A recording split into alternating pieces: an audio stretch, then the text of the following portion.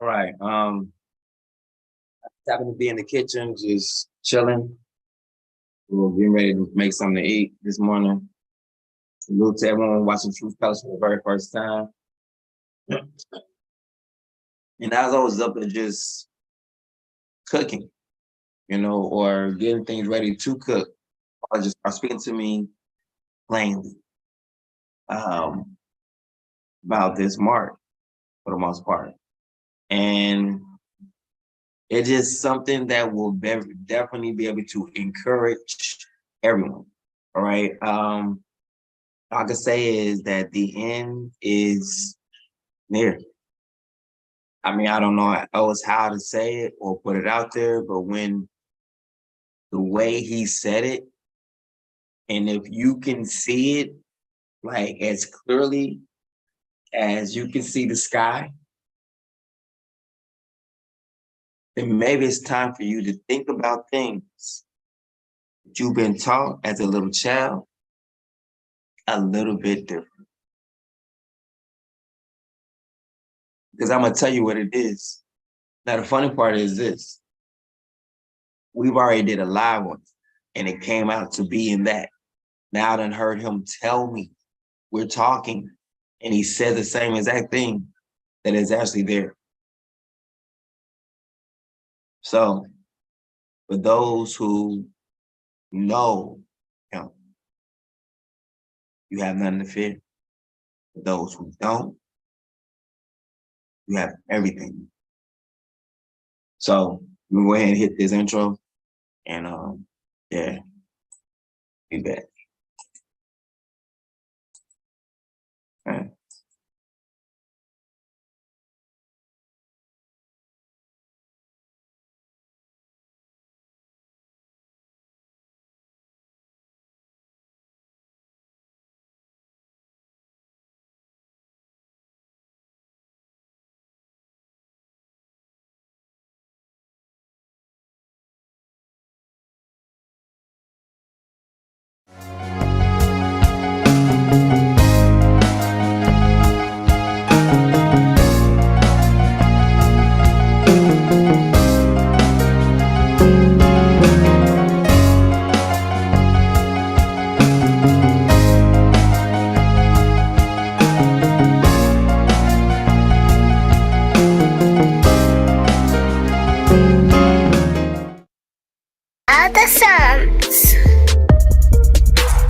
Revelations.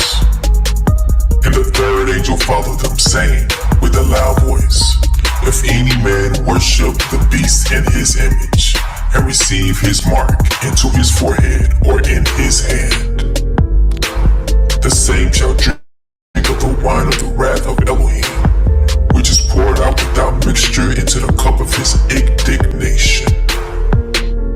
And he shall be tormented with fire and brimstone in the presence of the holy angels and in the presence of the Lamb. And the smoke of their torment ascendeth up forever and ever. And they have no rest day nor night who worship the beast in his image, and whosoever receiveth the mark of his name. Satan cast into the lake of fire. And the devil that deceived them was cast into the lake of fire and brimstone, where the beast and the false prophet are, and they shall be tormented day and night forever and ever. The great white throne. And I saw a great white throne, and him that sat on it, from whose face the earth and the heaven fled away, and there was found no place for them. And I saw the dead, small and great, stand before Elohim, and the books were open, and another book was open, which was in the book of life. And the dead were judged out of those things which were written in the books, according to their works. And the sea gave up the dead which were in it, and death and hell delivered up the dead which were in them. And they were judged, every man according to their works, and death and hell were cast into the lake of fire. This is the second death. And whosoever was not found written in the book of life was cast into the lake of fire. But I will tell you will happen to cowards and to everyone who is unfaithful or dirty-minded or who murders or is sexually immoral or uses witchcraft or worships idols or tell lies.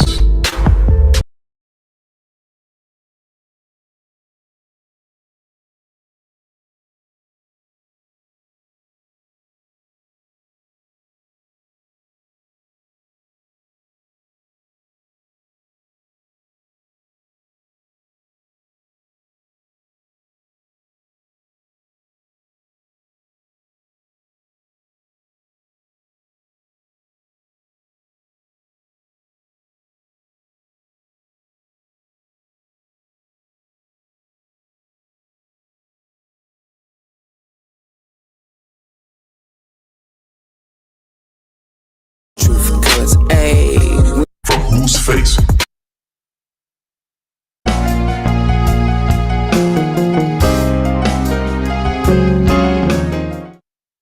Other sons. Revelations. And the third angel followed them, saying with a loud voice, if any man worship the beast in his image, and receive his mark into his forehead or in his hand, the same shall drink of the wine of the wrath of Elohim, which is poured out without mixture into the cup of his indignation. And he shall be tormented with fire and brimstone in the presence of the holy angels and in the presence of the Lamb. And the smoke of their torment ascendeth up forever and ever. And they have no rest day nor night, who worship the beast in his image, and whosoever receiveth the mark of his name. Satan cast into the lake of fire. And the devil that deceived them was cast into the lake of fire and brimstone, where the beast and the false prophet are, and they shall be tormented day and night forever and ever. The great white throne. And I saw a great white throne, and him that sat on it, from whose face the earth and the heaven fled away, and there was found no place for them. And I saw the dead, small and great, stand before Elohim, and the books were open, and another book was open, which was in the book of life. And the dead were judged out of those things which were written in the books, according to their works. And the sea gave up the dead which were in it, and death and hell delivered up the dead which were in them. And they were judged, every man according to their works, in death and hell were cast into the lake of fire. This is the second death. And whosoever was not found written in the book of life was cast into the lake of fire. But I will tell you what will happen to cowards and to everyone who is unfaithful or dirty-minded or who murders or is sexually immoral or uses witchcraft or worships idols or tell lies. They will be thrown into that lake of fire and burning sulfur. This is the second death.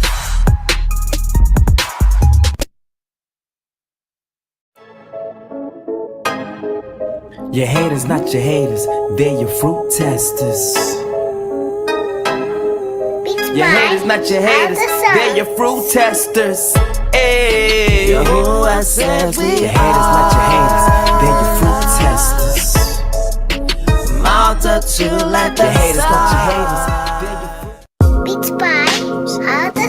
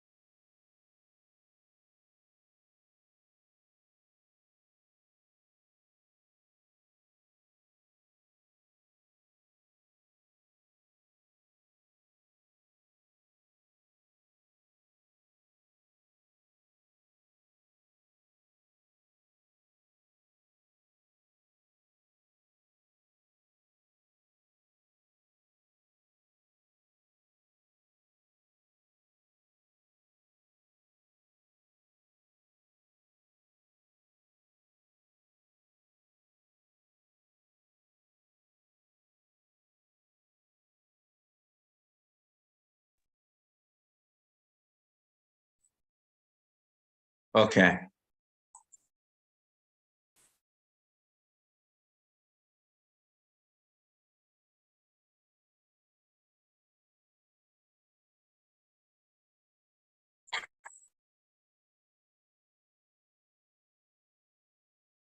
I can only put this out here as clearly as I hear it.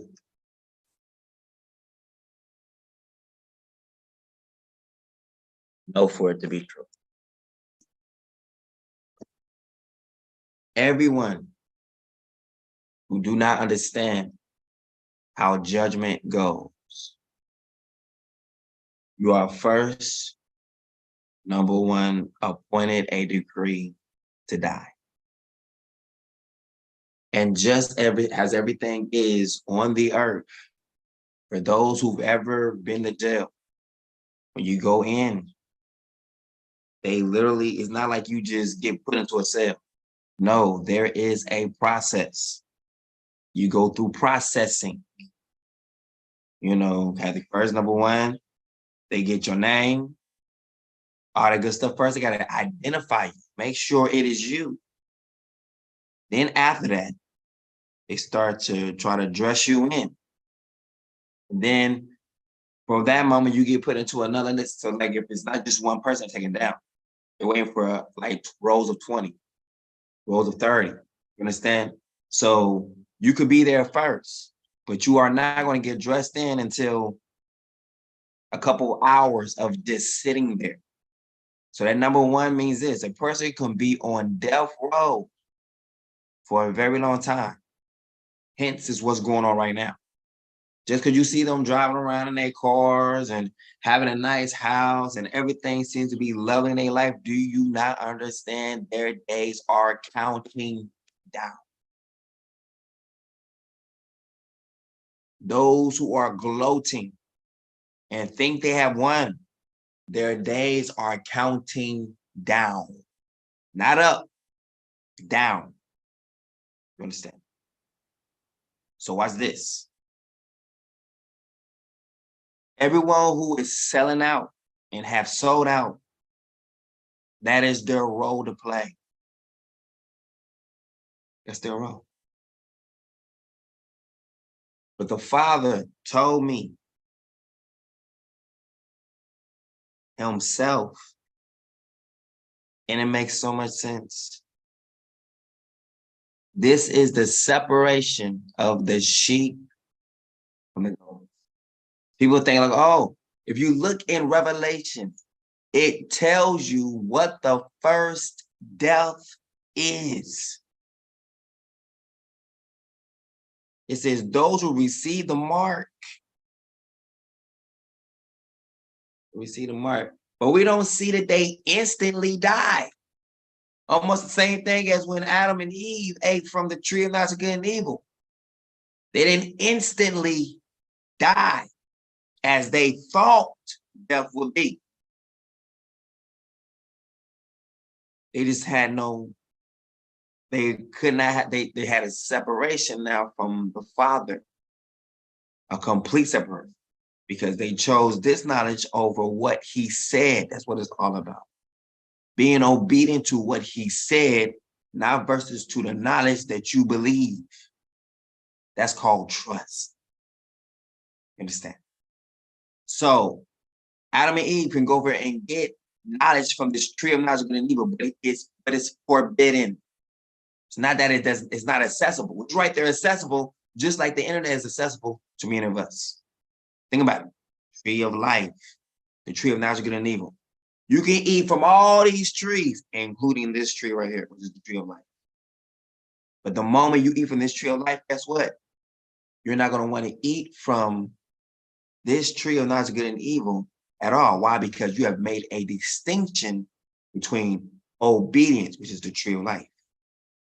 To be obedient to the Father is it not life. It's going to have a tree of life. Your body's going to be having everything. But to go against the Father would be, I'm going to deal around with good and evil. You know, it's neither one. You're hot and cold. You're neither hot or cold. You're literally lukewarm. Tree of knowledge of good and evil. So it's not like one of just of good. The tree of good there's no evil there. But you have a mixture, which is the very same thing, which is lukewarm. So a generation who would choose knowledge over obedience, separating the sheep from the goats. The ones who are obedient versus the ones who are disobedient. That's all knowledge is going to be at this point. Why? Because the Father himself said that all these knowledge people have is going to dissipate. It's going to disappear. It's going to be as if it was nothing. The wisdom. And the only thing that's going to be lasting is the knowledge of the Lord. Period. Now the Father told me, time is coming up soon where he is going to call people to take the mark of the beast and calls them, listen what he said, and calls them to go away from me forever.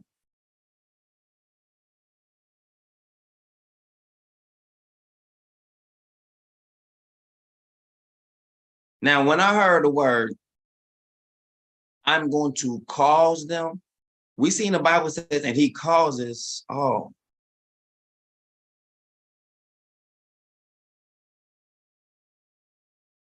Now, it's talking about the beast, but then it got a part that he causes all, both small, young, old, rich, or poor, to receive a mark. I think we done gave Satan or the mark or this so-called Antichrist a little too much credit. Because the Father just told me, I am going to cause, which means the part in there that says, and he creates this mark, and then it's like he causes, that he will be the Father causing everyone who don't know him to depart away from him. It is the ultimate goodbye. This is the first death. So the moment you hear someone get the mark of the beast, this is their funeral. Even though they walk in, they are dead.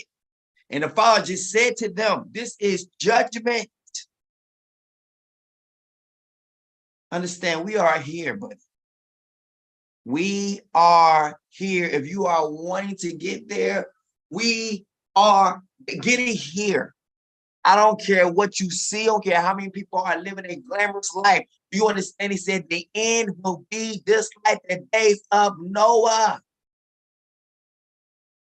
Now I guarantee you through the 120 years that Noah was building the ark, they were still advancing in civilization. None of that stuff stopped because Noah decided to build an ark because the Father told him to do so. And so, oh my goodness, let's just stop and see what Noah's doing over there. No, they mocked him and made fun of him. Why? Because they're still going on their evolution. They're not just still growing, they're getting more knowledgeable, more understanding about how these things that's going to actually be washed away from civilization and won't even matter thousands of years later. We're not supposed to anyway, because civilization is being wiped away. Why does he want us to go back into them if they were wiped away?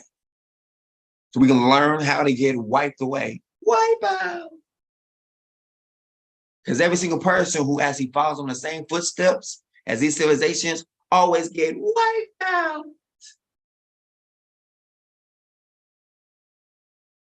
True knowledge, good and evil. So, moving on. The Father is going to call a lot of people to receive the mark of the beast. It is literally the ultimate. He said, I will say to him, it is me saying to them, depart away from me. I never knew you. And what he said was this, I'm going to turn their minds over. So right now, you could be saying to yourself, I will never. It's not up to you. If you have been doing things that you wanted to do, you doing you, then you will be the ones who will be sent over the edge. You've already been doing you the whole entire time. So if you understand the list that it shows in the end, it says this, and this is the second death. The second death is what? Them being put into the lake of fire. But it tells you all the ones who are going to receive the mark of the beast. So if we look at that list,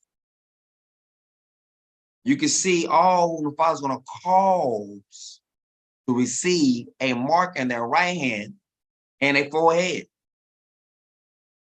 Think about it. Marks that the Father talks about will be put in their forehead. And then the Father talks about also a mark being put on the right hand.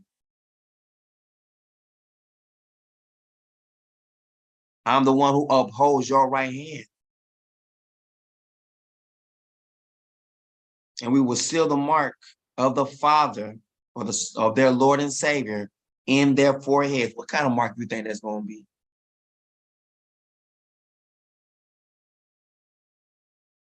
It's got to be the ark, or what the ram represents, the blood of the ram represents, which is protection. It has to be something like that wrapped up in one. Has to be. So with that being said, as foolish, see, righteousness, salvation is going to come as foolishness. It says what? As the preaching of the gospel. Now, believe whatever you want to believe. That is on you. That is your right. But I guarantee you, if you don't listen and you continue on the way you want to go, at the end, when it's all said and done, you're going to blame you. We're not going to say that no one gave me a warning. The way the Father said it to me, the way that I had no control. I had no control over my body. No control over my mouth. Number one, those are two things that these people are going to do. They're going to be giving praise to the image of the beast. And they're going to receive him in the right hand. You know why? Because the Father just turned them over. I don't want them. There you go. That's what that is. That is simply what that is. And so that will literally be a part of the end. It is literally us living out our lives in reality, but don't understand that we are walking out the judgment and being placed in front of the judgment seat of the Almighty God right on earth. And no one takes it that seriously. Do you understand? This is it. That's why he said to maintain what you have. Once this mark shows up, if you have been doing what he told you to do, regardless of whatever, he will look at that. That's obedience. Okay, cool. He will not give you a mind that will turn on itself and go to receive a mark that says, depart away from me, I never knew. And every single person is going to be sifted like that on the earth. No matter what you tell yourself, no matter what you may feel, no matter what you may think. The sheep on the right, the goats on the left. And that's all colors. The fact that it says he causes. People don't put that with Satan. Like in Satan, notice it doesn't say in Satan. He doesn't have any power unless the Father gives it to him. None. And the Father just told me he's going to call. Signifying what? He's taking the power away from the beast. He's taking it straight from him. He's like, I'm going to cause. It's me.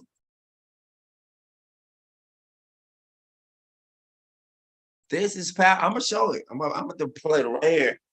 He causes.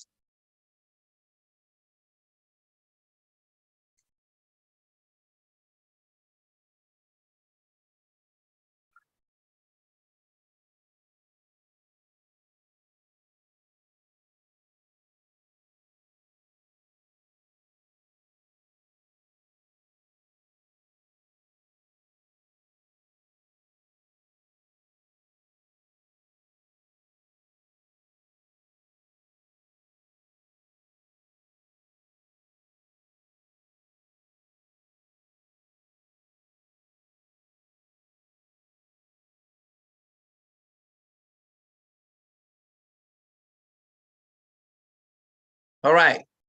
Now the scripture says the Father will do nothing on the earth. All right.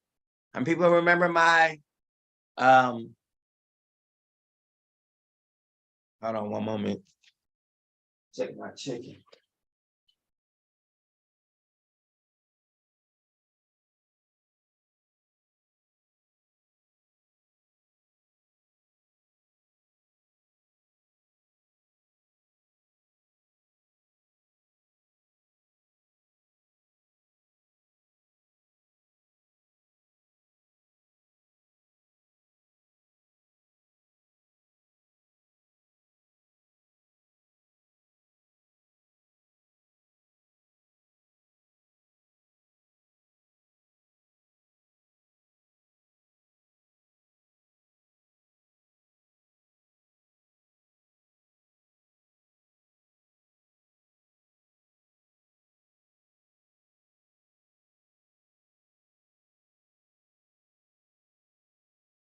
A little bit.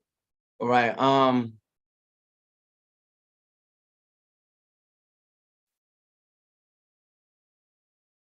We're gonna go to Amos real quick. Surely, Lord will do nothing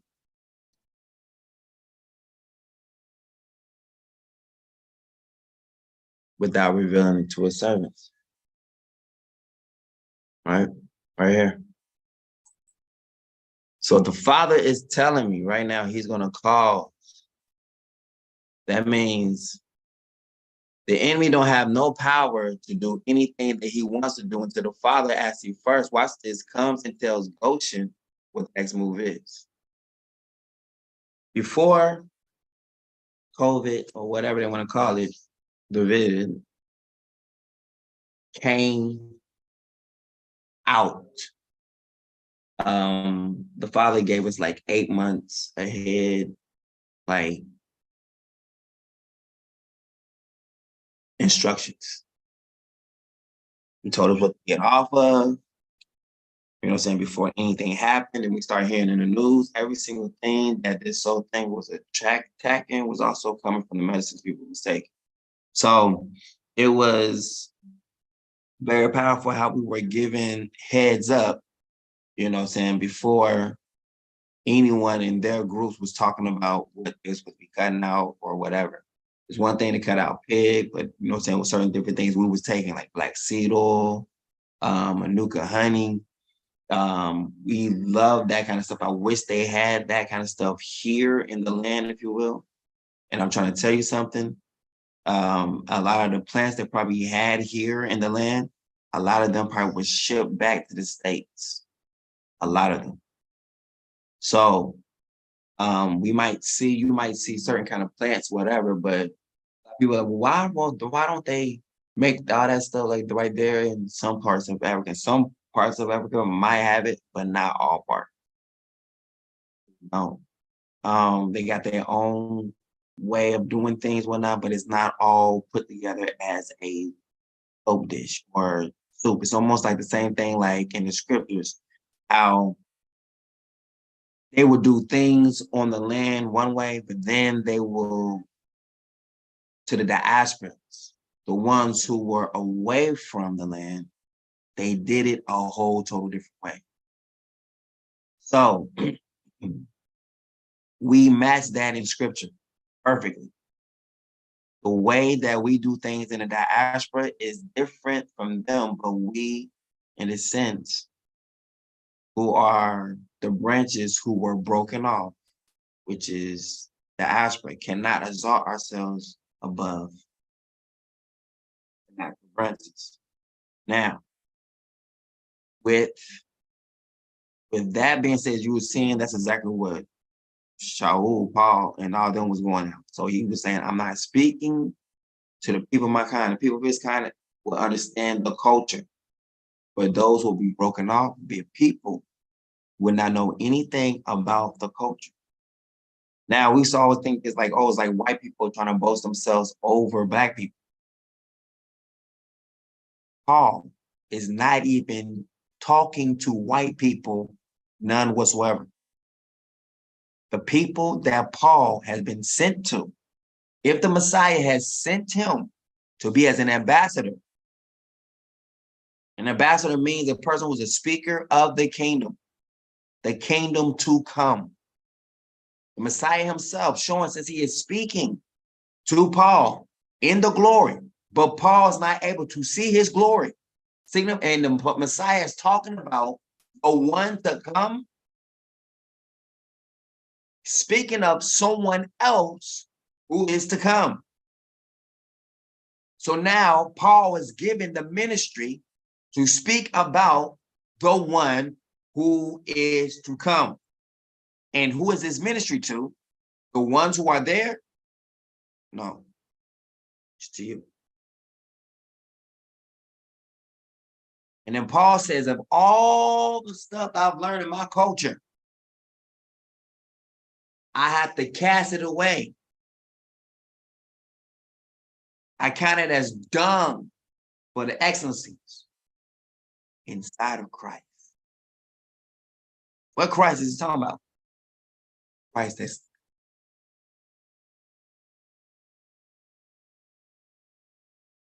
I'm sold out to this.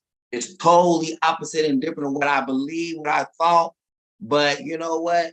He says, I'm going bankrupt for this knowledge.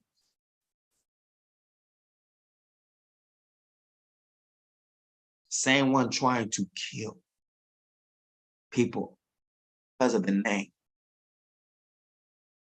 comes at and be branded as the Father's slave. Because the very same thing he tried to kick against, he became a slave to.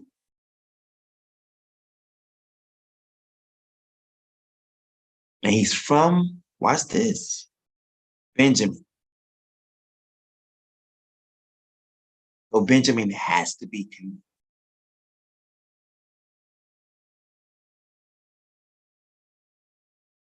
And what comes after that? Oh, Judah. That's what you got right there. Jonathan and David. The covenant of the Father. There is no covenant for David without Jonathan being right there. That is the tribe of Benjamin. So it's right for us to have Paul to kick off the ministry because he's from the tribe. What he did was treason, was worth death. Notice the Messiah didn't give him death. He made him his servant and took away his eyesight. Why? It's not about what you. I need you to be able to follow. And the first lesson that Paul learns is what? It's not about what he thinks, not what he believes. And the Father removes his eyesight for 3 days. So now for 3 days, Paul has to learn not to depend on what he himself knows or can see. He has to depend on someone says, I'm over here. What you say? Grab my hand. Reach out a little further. Okay, I got you. And learn how to trust. And he has no choice in this matter. Think about it. He don't have a choice of, do I trust you? No, he has to trust. But Father, even at the same time when his eyesight is taken away, someone was already sent right there in the time of his blindness to guide him. Now, Paul could have been like, I ain't listening to nobody. I'm going to go my own way and got hit by a car. I got hit by whatever. But this time, the Father literally allowed for his eyesight to be taken from him.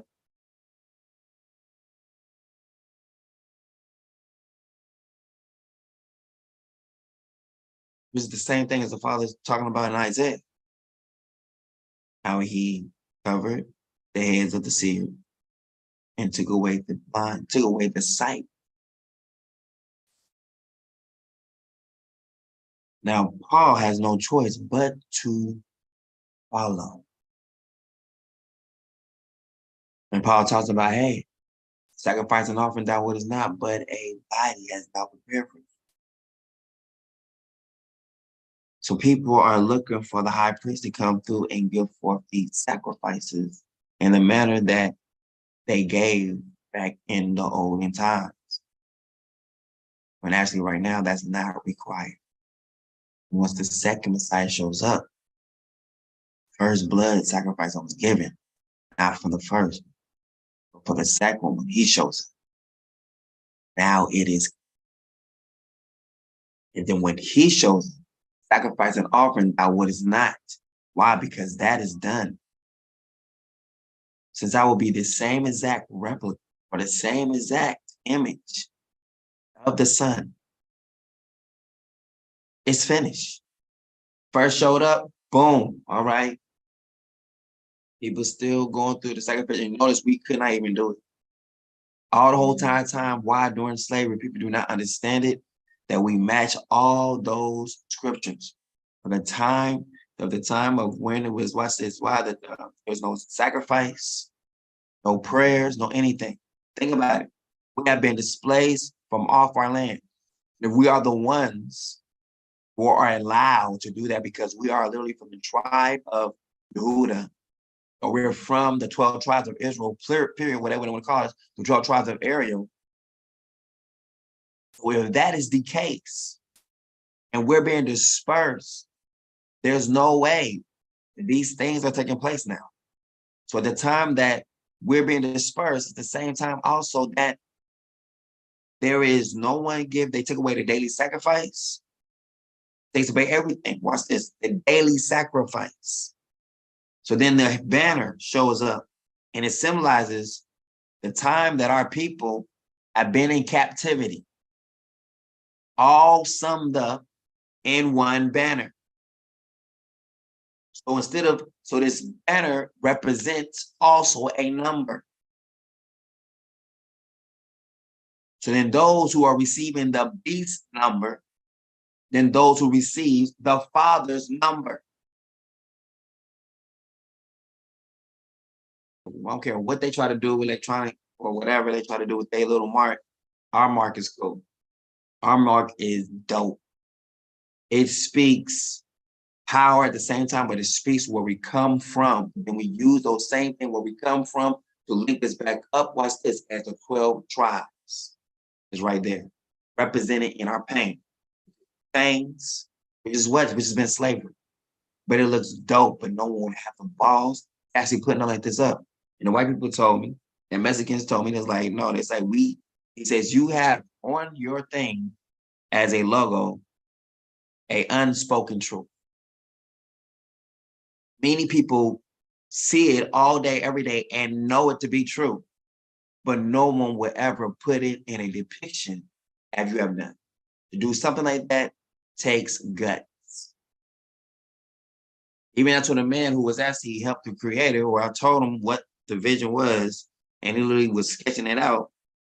He asked if he could remove the chains. Why? Because the chains, I'm like, okay, well, I'm happy about it. But now you're trying to tell me like how the public will receive chains. So there's faith connected with those chains. Why? Because without these chains, there is no connection to this word. Now, the so-called Jewish people, how long were they? They weren't in chains. They didn't show up with shackles on. They showed up as cattle. They didn't have chains on. So that one part kind of escaped them. You didn't see little white Annie Ann, whatever, and she had a chain around her neck. You understand? So the tree of knowledge of good and evil versus the truth. We're being shackled from our necks down to our hands, down to our ankles, all the way straight down.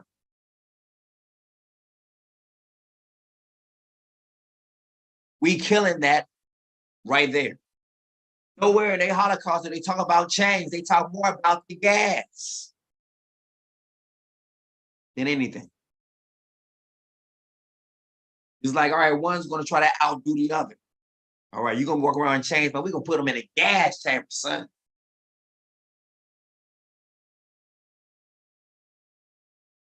But then these chains will represent our position in society everywhere. It will be a sign. You're going to be in a gas chamber. Your society was being choked out for the whole entire time. Jewish people? No. People said after about 6 or 7 years, we're so sorry that happened to you. We want to give you some money. So then 1948, while everyone's supposed to be suffering through this pain, they was already had this whole thing planned. So the Holocaust was a planned event, and they had the people chosen who was going to go into that. It's point blank simple. Now, all these people could actually survive, receive a whole new identity up under another guise, and people wouldn't even know it. They'll be so hung up on the fact of these people suffer, but number one, they don't have chains around their neck. See, this will be something that will be done on a national standpoint. Whenever the Father says something, it's going to happen nationally. It's going to happen just like you can see lightning in the sky from the east to the west. It's going to be visible. It's not going to be something that's secret. It's going to be visible. He don't have to hide nowhere, so he's going to make it visible. We were not hidden. When we went in chains, they made fun of us. They mocked us. Please pull me up a footage. Right now, these so-called white Jewish people, where they're Ashkenazi, they can't even claim the whole Jewish part or Jew. They say Ashkenaz. Why? Letting you know that's a non-Jew.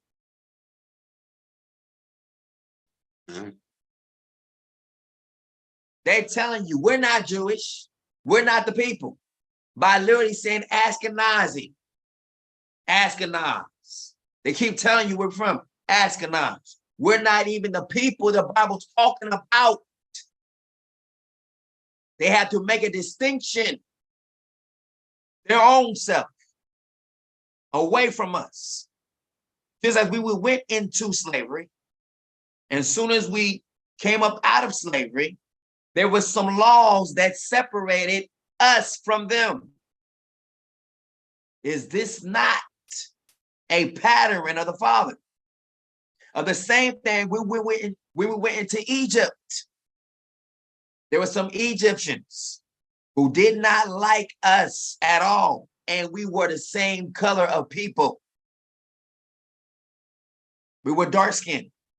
But the Father still was putting a separation between his specific people and those who are outside of that covenant. He would not even allow us to mate with even them. He made a separation, a distinction. None of the women wanted any of the farmers or shepherds of our men, and vice versa. None of the men were wanting the women who tend to the house or did whatever they did of our women. The Father made a separation. He separated. He made it to where it was a natural thing. Like, it was just like, well, we just don't do farmers. We don't do shepherds. That's just below us. So the Father separated. It's the same thing when we went over there. What? It separated. Here's the colored water, even though where the water is coming from is literally from their spit. The spit that builds up from their mouth is the backlash, the backwater, the backlash in their breath, whatever, coming right back into your mouth. So that's the part of what? After you have been enslaved, you will be mistreated. Now watch this. That is them taking it too far. Too far. As the scripture says. There's a time of our punishment when it's actually over. But they themselves begin to lift themselves up above us. We're not understanding that you couldn't even touch us without the Father giving you permission, which ties into the very same thing. If the Father has to give the enemy permission to even touch us, then the enemy has to give permission to anyone soul or to claim them as his own possession. That means the Father has looked over this person and says, yeah, at this time, we're just not going to receive your application. Thank you for trying to get into heaven, but at this moment, we are going to consider other participants. Thank you and have a good day. Well, they can't have a good day because after they're being sent from this little interview, they are literally marked off from receiving the Father's seal in their foreheads for destruction. At this moment, they could literally go do 50 TV reality shows, be the most banging person out there in the world. The Father do not care. Do not care. Am I making sense? So these are made his choice because the Father made his choice first. That's why it says, you didn't love me first, I first loved you. Meaning what? I put my mark of protection.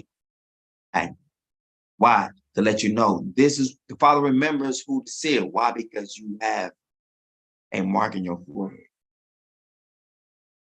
When you receive that mark in your forehead, that's going to seal you. Like, boom. It's all right. The ones who are called by my name. What is he talking about? He's talking about a seal. So the Father's telling me now that the time is coming when he's going to call for people to take the mark of the beast. And he said it would be his ultimate thing of saying, depart away from me. I never knew you. I know exactly what that was. Judgment is not coming the way that people think judgment is coming. You're all a part of the courtroom. There'll be no one who can say anything. You're watching what happens to the wicked. Literally. Surely the sovereign Yah does nothing without revealing his plan, see, to his servants, the prophets. So now the real true prophets, who are the true prophets of this day, who call themselves prophets, and is known as the world to the prophets, or known as the world to be prophets. What are they saying? What are they talking about? This will tie into the part where the Father says, the last days, the Father will cause for his word. He will cause for a famine to be in the land. But he's like, not a famine of food. Trust us, we have a lot of food in a lot of places. He said the famine will be of the word of Yah, the word of the Creator. There will be a famine. Notice he didn't say it won't exist. It just says it will not be audible. So that means you can go anywhere on YouTube, listen to whatever, hear something brand new or whatever. and the Father's testing you. Is that his word right now? Are they speaking about what's happening? All right, they're talking about, okay, well, this mark is being developed. What does it mean? Think about it. If you understood that this mark does not involve you, for the most part, I will only be worried if I know that I have not done what I was required to do. That will be the only thing I will be like, oh my goodness. He about to send me out. It's the same thing. I'm going to spew you out my mouth. So now by him saying, because you're not hot nor cold, I'm going to spew you out my mouth. That's the same thing as saying, depart away from me. I never knew you. So just by that alone, I see an area that's going to be hit. So if the Father says, I'm going to spew you out my mouth, we can see the mark of the beast is going to be somewhere also in South Africa, South African kingdom.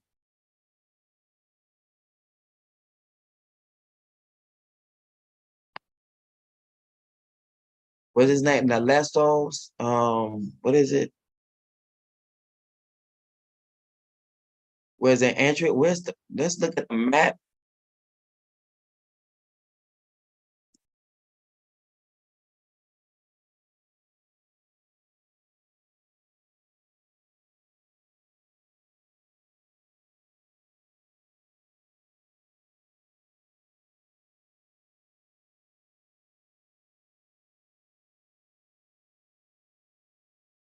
All right, look right here.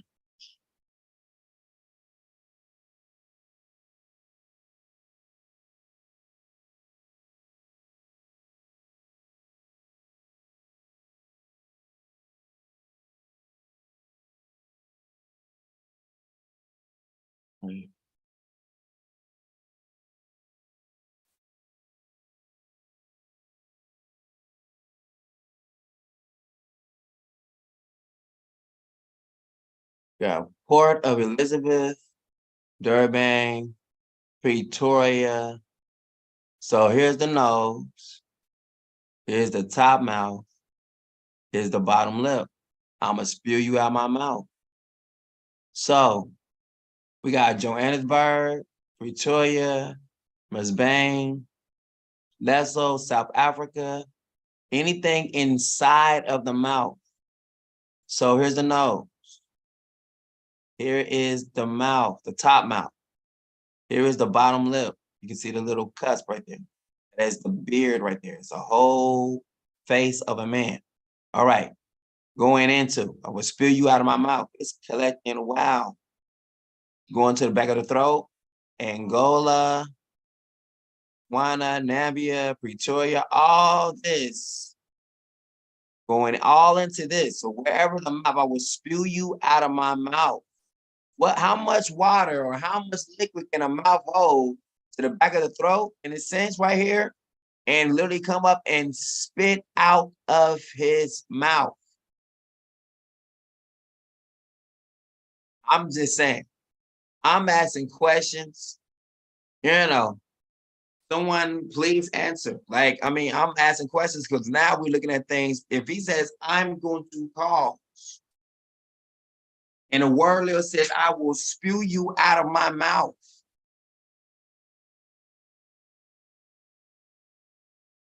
All those areas that can be hit, according to the mouth, wherever the liquid can actually come in and fill, it can come in and wash whatever else, do some damage there, and spit out of his mouth. It's the same thing as saying, depart away from me, I never knew you. Literally. So we see there's going to be a major campaign around this mouth area.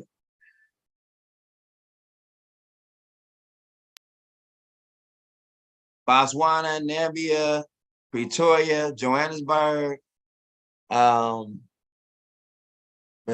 that name is, Lesotho, South Africa, that's down to the beard.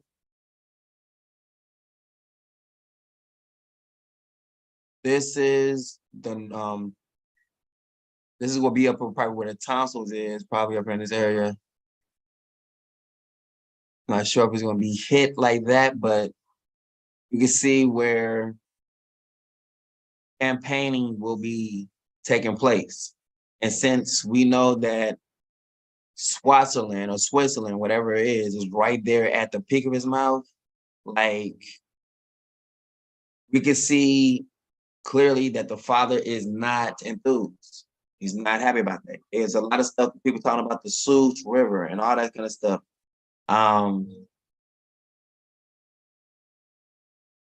What is his name? And his stuff is given to him by pretty much the beast. He has his property or his authority that comes from the British, the UN.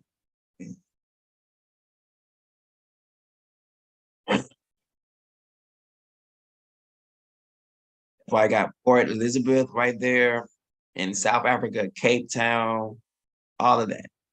So everything that everyone is looking into might be under attack of Swaziland.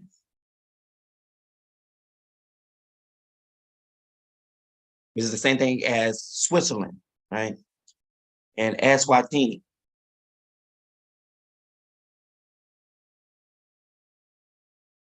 Eswatini, here's Mababang.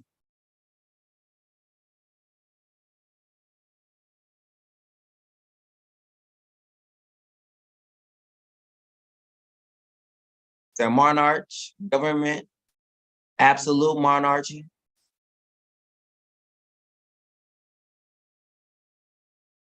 They're connected with the World Bank.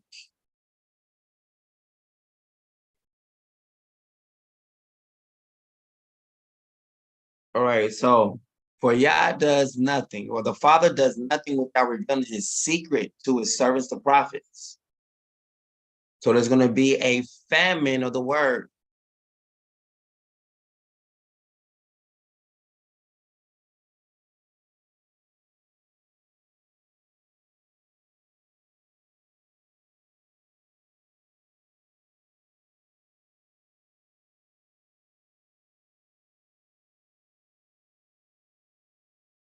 It is in Amos right there.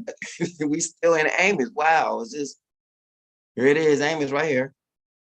Surely the Father does nothing without revealing his secrets to his servants, the prophets. Then go back over to Amos. And it's still saying the same thing. Amos 8, 11 and 12. All right, here it is. The days are coming, declares the Father, when I will send a famine through the land, not a famine of food or a thirst for water, but a famine of hearing the words of the Father. So watch this. It means like anyone could be saying anything they want to say, what they feel or whatever. But it's literally the Father that matters and makes all the difference.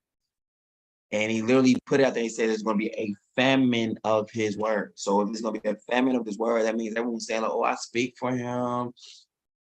And this is what I was saying in the word. Doesn't mean that is a voice to be following. Because watch this, people are,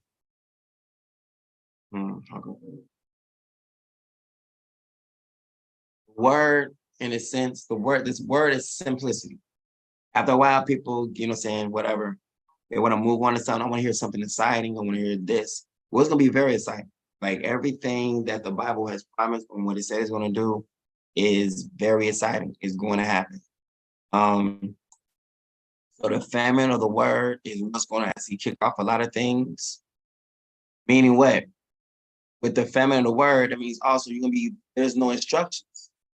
I will turn your face into mourning and all your songs into lamentation. I will cause everyone to wear sackcloth and every head to be shaved. I will make it like a time of mourning for an only son.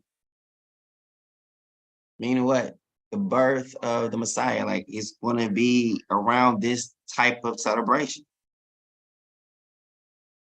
Right? So pretty much he just told you what celebration I will make it like a time of mourning for an only son. So if you are feeling bad, a time of mourning is like everyone must, almost like a time of atonement, like maybe the feast of the Day of Atonement. Because the Day of Atonement is literally says, and everyone will mourn for him like they did their only son.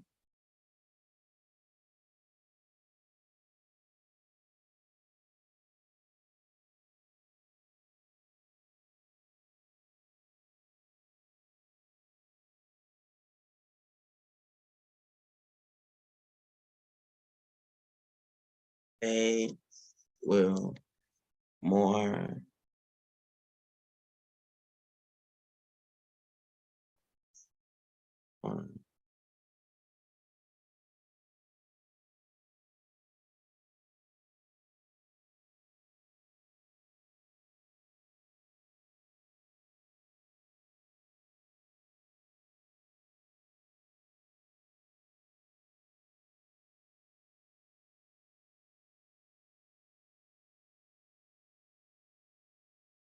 There it is. Here it is. Let me see. Zechariah 12 and 10.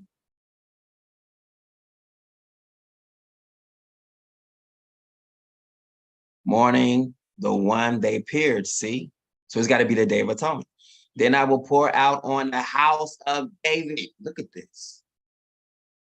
So I will cause everyone to wear sackcloth and every hair to be shaved. That is slavery. I will make it like a time of mourning for an only son. Do you understand? This literally puts it right into this punishment for killing the father's only son, for killing his son. You are going away from me. It literally puts it right there. He says, let's go in. It's right there. It's telling you what the punishment is. So now it shows what the greatest sin of our people is. Deuteronomy chapter 28 has come upon you because of what you have done.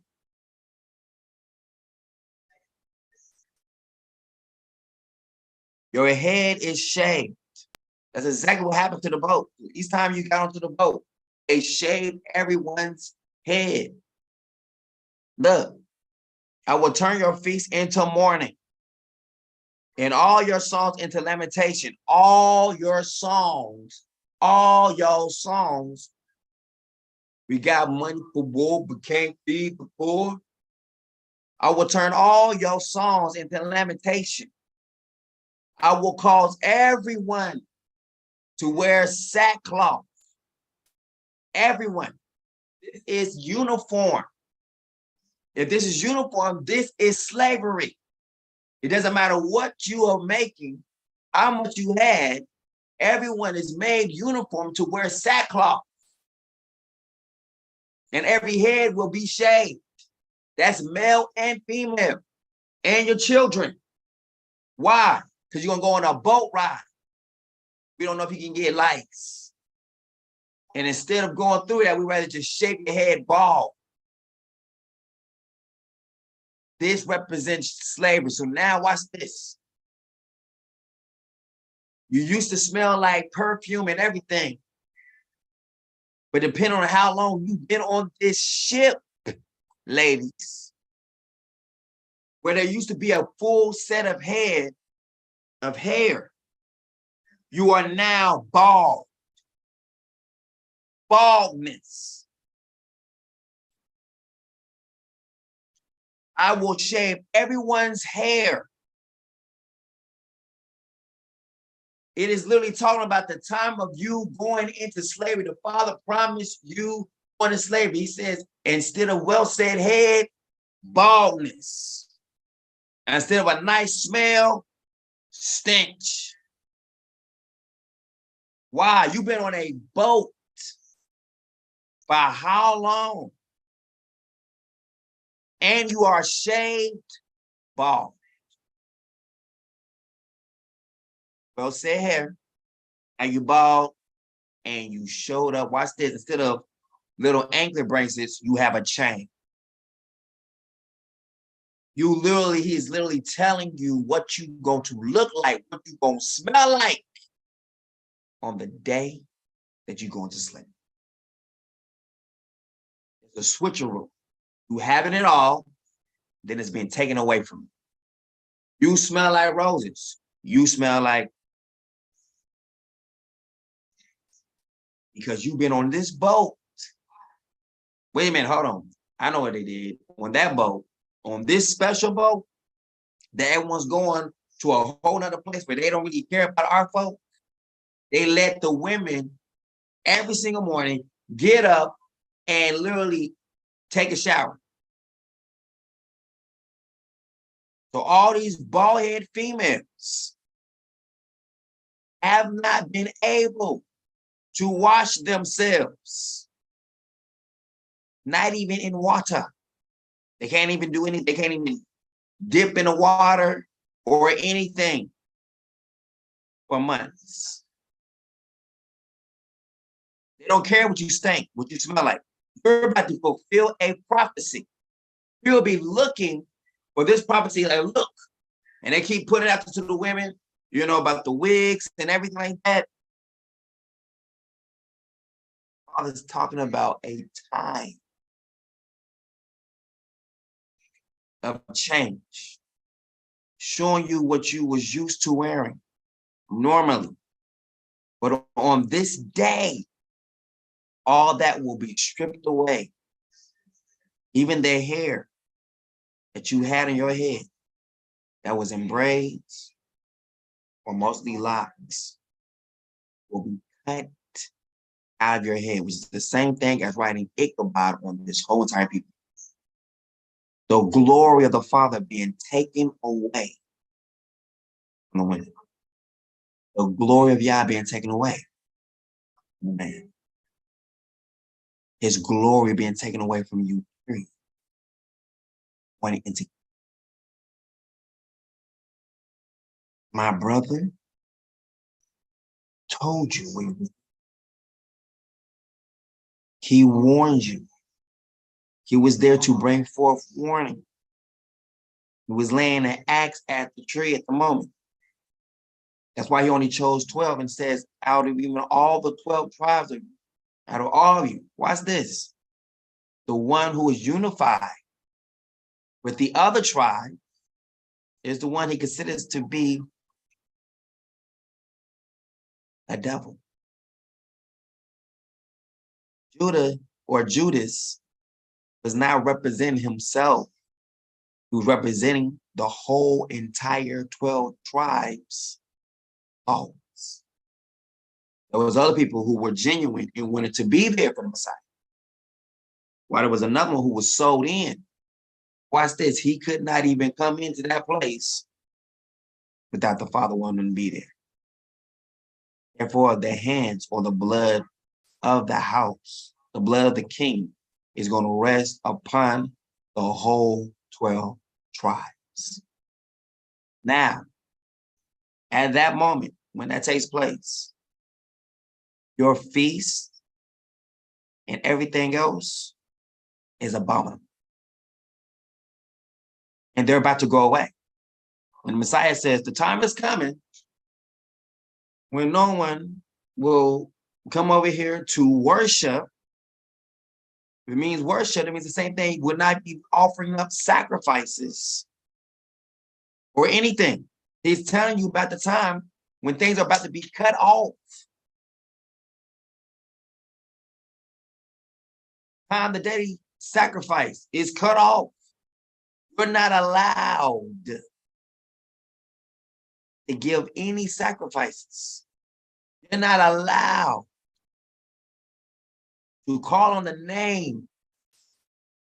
You're not allowed to speak your own language. You are not allowed the same day. You're not allowed to speak your own language at the same time that the sacrifice and the offerings were done away with.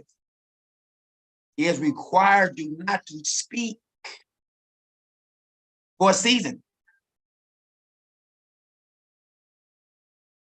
He was known to, And this stuff is national. It's known. You were not allowed to even speak. If you could speak or read, it'll be illegal. So it's legal to be able to do it. But for you, it's illegal. Where was this at with the Jewish people?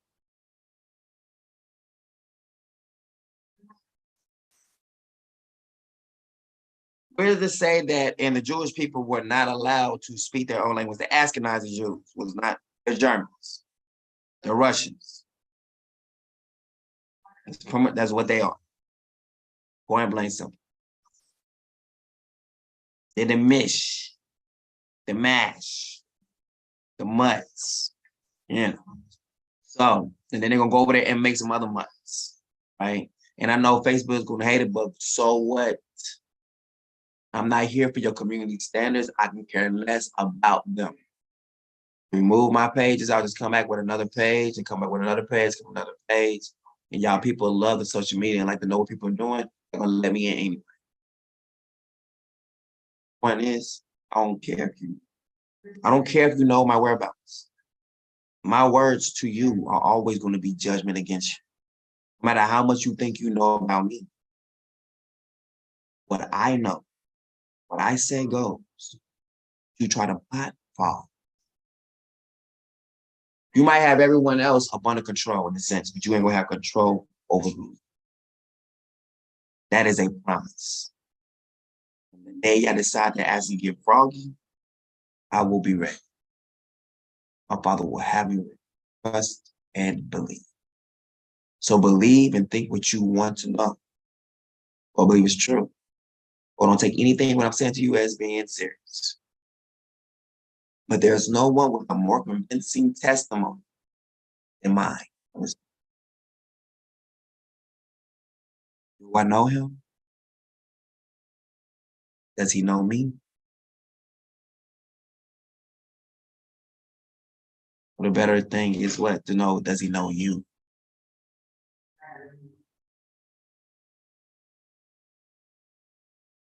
This thing is real, and y'all know it's the end.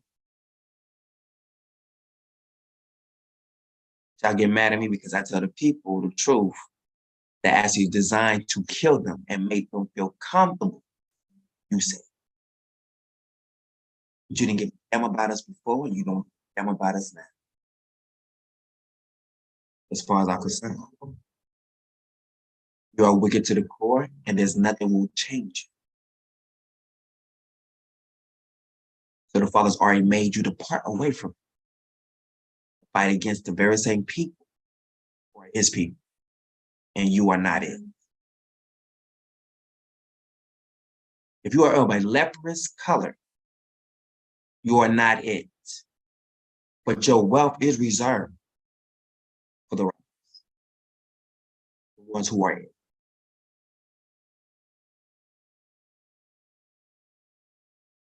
So, okay, this is the time now. The Father is going to start to separate people who belongs to him and those who do not. Our civilization continues to grow and envelop. He's not really concerned about. I'm just going to put it out there to you. Once a declaration has been made, he's not looking at more development in other areas. As people begin to build up, he will be the one who will be tearing it down. As people make new developments, we will probably be right there to be the one to ruin it and make sure it comes to nothing. So people will spend all their wealth trying to do all these different things, but all the Father has to do is cause you to make it on a fault line. Give that place an earthquake and take away your savings. And no one will give you any money back. Why? Because it was done by an act of the Almighty.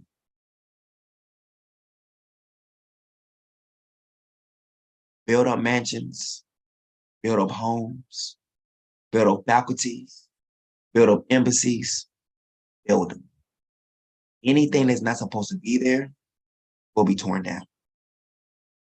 So now, if you have enough money to gamble on that, do so.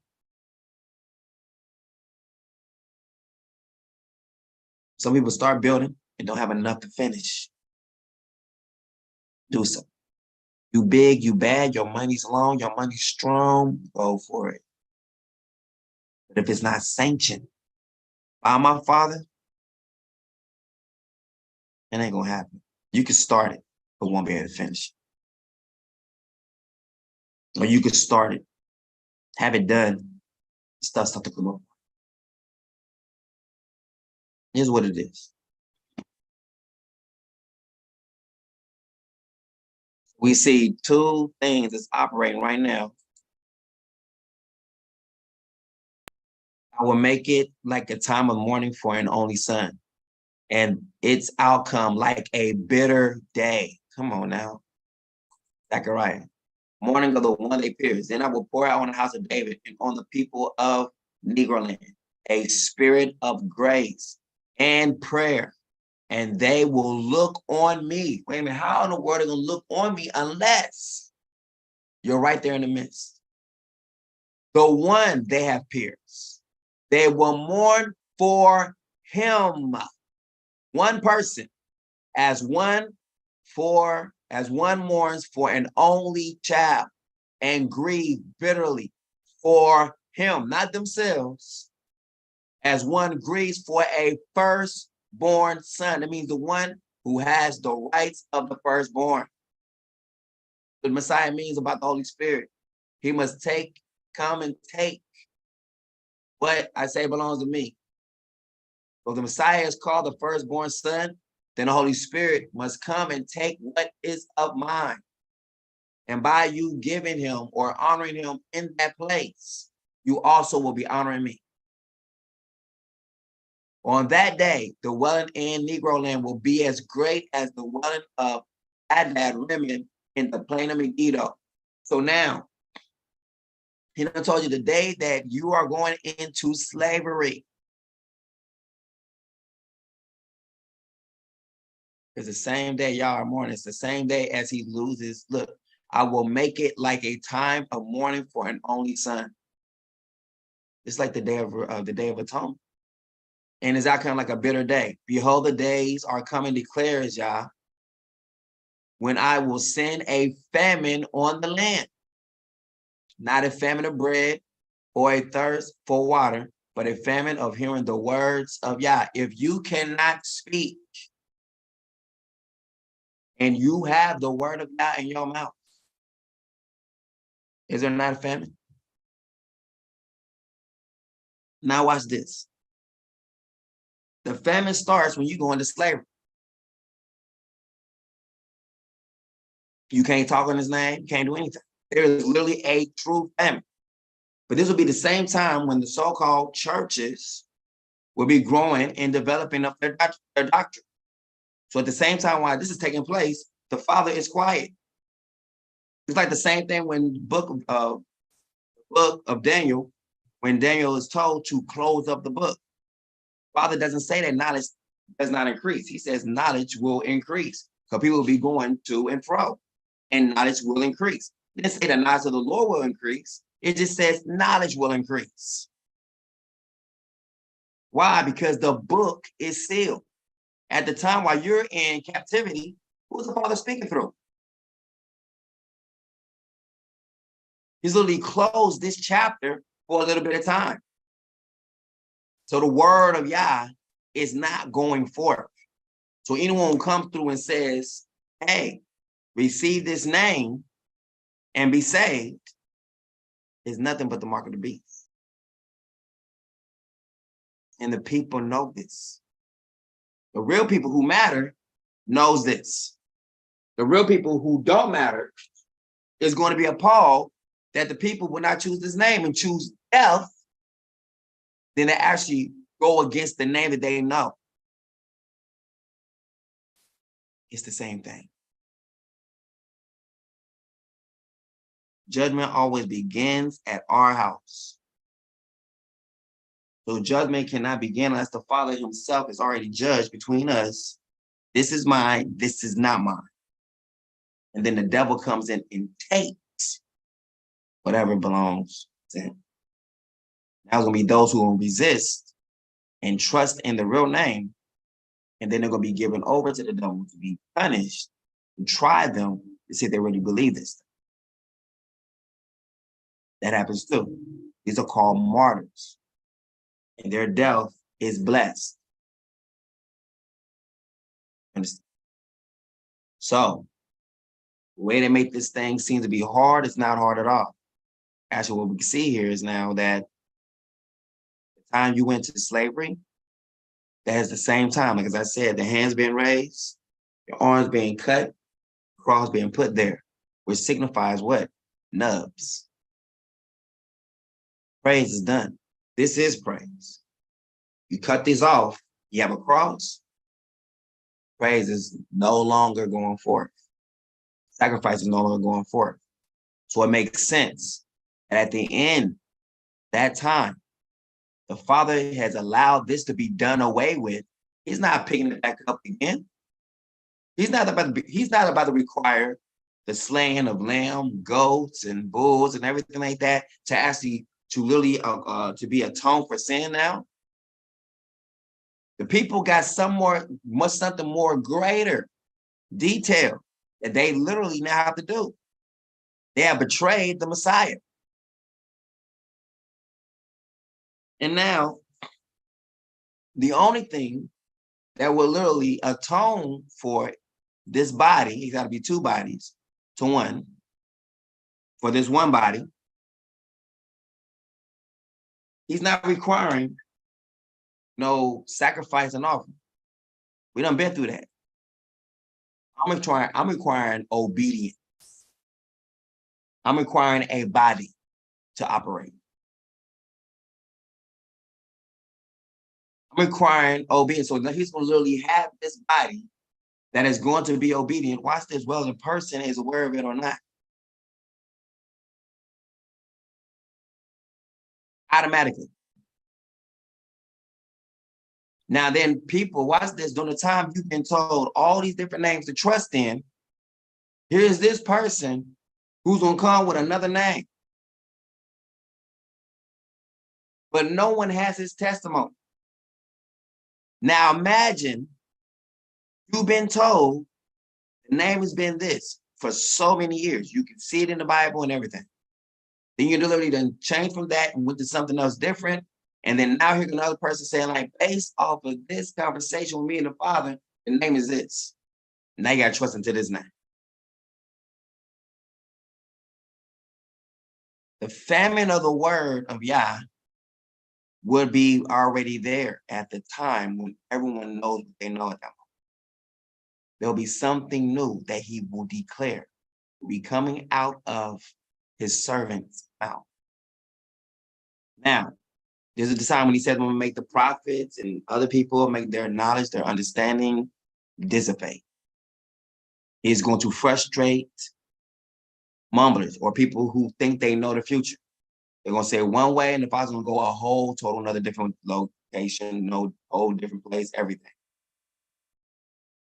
He's going to literally cause them to be scrambled where people are not. Watch this, going to be readily to open their mouth and said, the Lord told me this. The Lord said this. The Lord, when people say the Lord said this, the Father's going to do the total opposite. People will be like, because it's going to become life and death. People are going to want to hear. So you're going to see people, watch this, moving past, the Lord said this. They're going to have to move past it of saying, the Lord said this. They're going to call themselves by different names. They can't call themselves pastors. Pretty much, they're going to call themselves like life coaches. People who been, like I said, have before, they're going to come out boldly and says, I am a Christian witch. Anything that represents righteousness, represents holiness, represents anything that's good, they are going to make a switch. And it's going to be seamless right before you. And people are going to literally, watch this, talk it away. Well, you know what? Pastor is like, you know what I'm saying? Pastor is an entrepreneur. You know what I'm saying? He doing this thing out there, you know what I'm saying? So we can't really call him pastor no more. We can't limit him to being called pastor no more. He's a life coach. I'll be learning lessons from him. He is my life coach. You my life coach. I ain't got to call you pastor.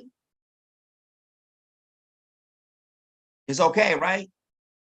Do you see how simple it is to be deceived. I've said it in my song. I said, everything the world seems to be good must be considered bad. It's going to be flipped. The different names that they took on as good names, they're going to have to literally start to distinguish and separate themselves. And watch this. Do not pull up the tear simply. Why? Because you might also pull up the wheat. That means this whole chain's got to be seamless.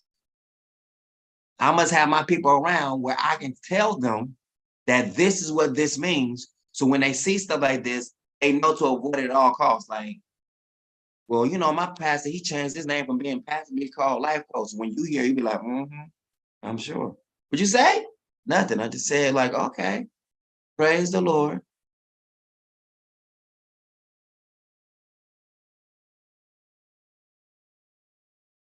Any of our names or anything that belongs to us, people are gonna have to start to just separate themselves from the Ashkenazi did it. They don't even call themselves the Jews. We're the Jews. They say we're the Ashkenazi, the Jews from Ashkenaz. Don't even make sense. Doesn't make sense at all. But people are making distinction. Well, watch this. People do things to try to cover it over. People are so busy looking at the big thing, they don't look at the small things that hold their little story together. It crumbles inside of their mouth. The crumbs can be visibly seen while they're speaking. They operate from the Bible, from crumbs. That means there is so much more that they cannot handle. They're not privy to see, privy to understand. So they have based their doctrines and everything else off of the crumbs that was promised to them. You get the explanation of the crumbs that they were given. They're believing in a name that will cause them to be cast away from him forever. While you are given a name that's above every name, because the Father gave it himself and is his name truly. Whether the name people have known him from, each time the Father deals with people coming out of slavery or some kind of place, it says he was not called by this name previously. So Abraham is not calling on him the same name that Moses is. That's why Moses asked, what shall I call you? And he says, I am. That means Abraham did not know him as I am. But then when the Messiah shows up, he says, before Abraham was, I am. Why did he do that? Because Abraham did not know him as I am. But he's letting you know, my appearance of I am, I appeared to Abraham in the form of I am. My father, my brother, we appeared to him in the form of I am. Because they knew, like, all right, well, are you greater than Abraham? Like, well, before Abraham was, I am. But then Moses goes to him, and Moses do not know him by the name that Abraham will know him by. Now, Moses is now introduced to I am. And I am is a spirit. This ball of fire represents the same thing as the Holy Spirit. It literally represents the Holy Spirit, who is dealing with Moses now, because he appeared in fire. The bush was on fire, but it was not catching on fire. Signifying what? The same one whom you see, they will be able to baptize the Holy Spirit and with fire. Is not my word like a fire?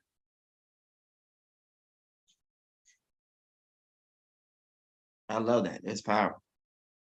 It's powerful, it's powerful, powerful. Fire itself needs breath to breathe, to actually be what it is. So you need two components inside the fire. There's a witness inside the fire. Breath is one of them. Fire cannot just stand by itself. It needs oxygen. Without the oxygen, it dies. So literally life is inside of fire. That's why it can move. And that's a lively fire. That life, if a fire was dead, it wouldn't even move. It would just be standing still. But a fire that's alive is engulfing the whole house in 2 minutes. That was a lively fire. The fire had so much breath, it was breathing. It's like it's conducting a symphony. It's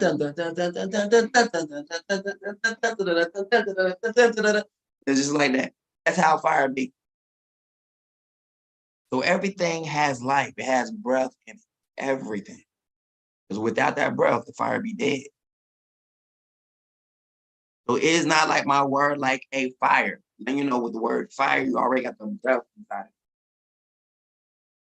So I am is appearing before Moses, but Abraham did not know him as I am.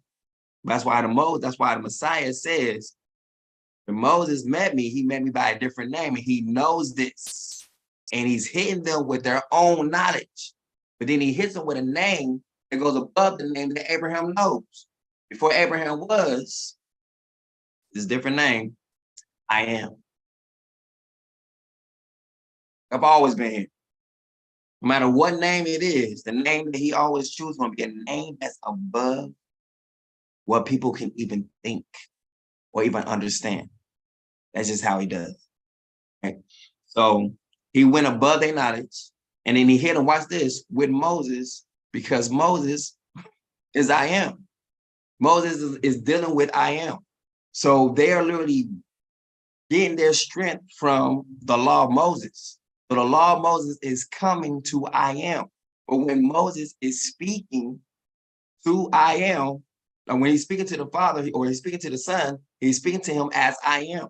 So the very same thing that they're trusting in is literally obsolete.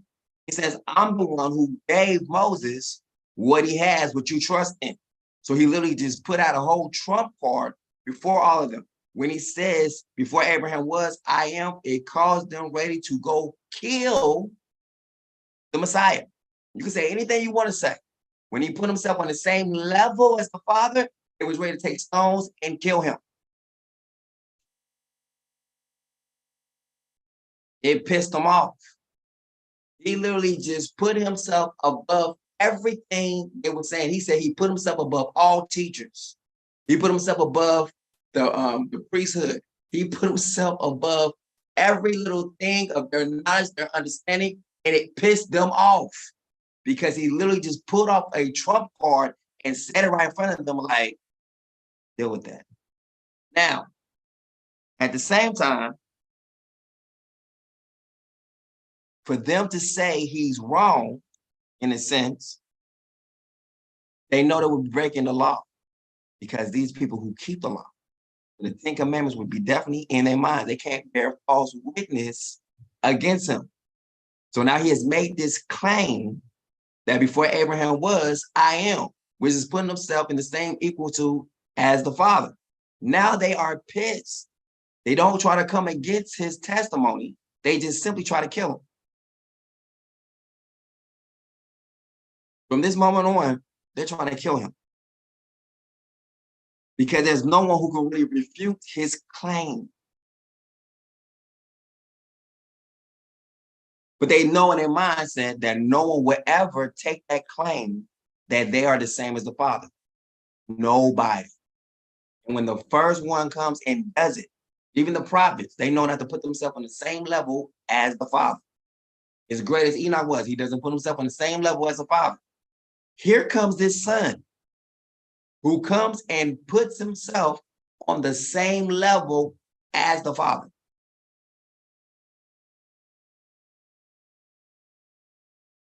And they know he comes from Judah. So it's messing with their marbles. I'm like, wait a minute, hold on. Is he from Aaron? I am confused.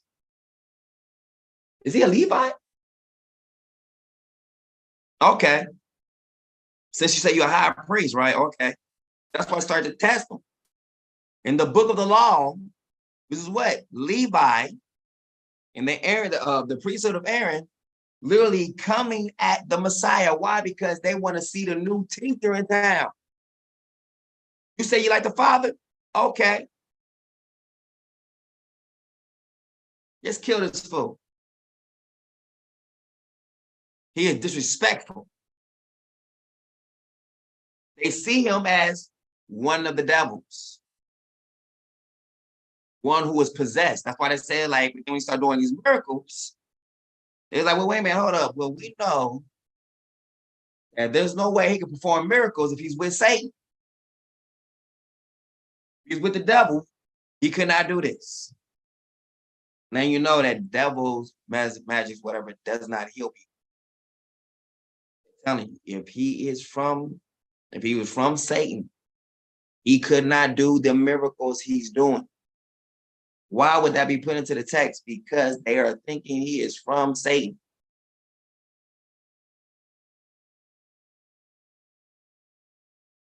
They think he's from the devil.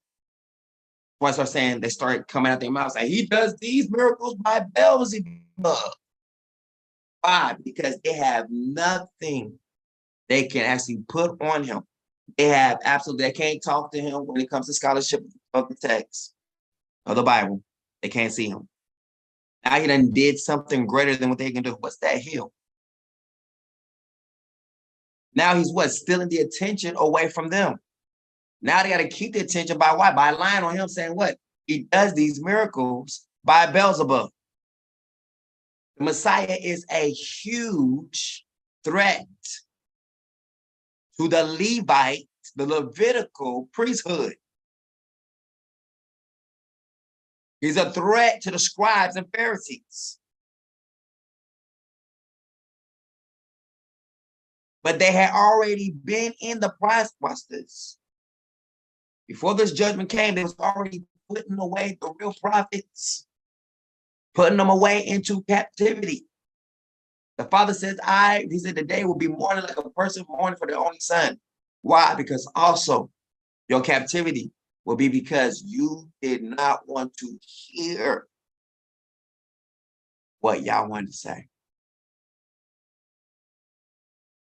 You sent away the prophets, them and their families, into bondage. The true prophets who spoke the truth, you sent them away to be enslaved to the nations. Then that same judgment was given back to you.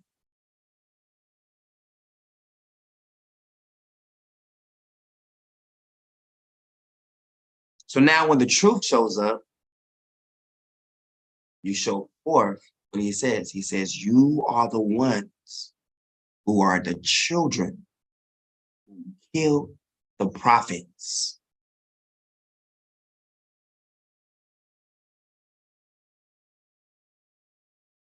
Let's go look. Who warned you to flee? Why? Because they are a part of the 12 tribes.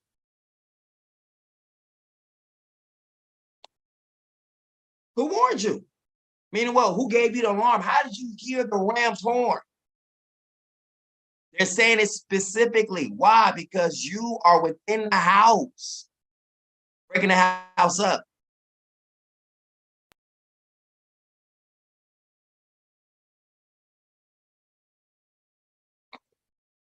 Now,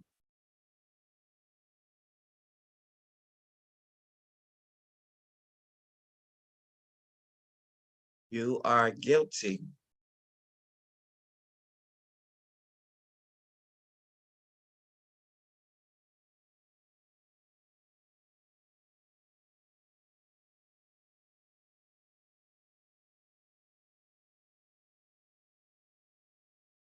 See, look.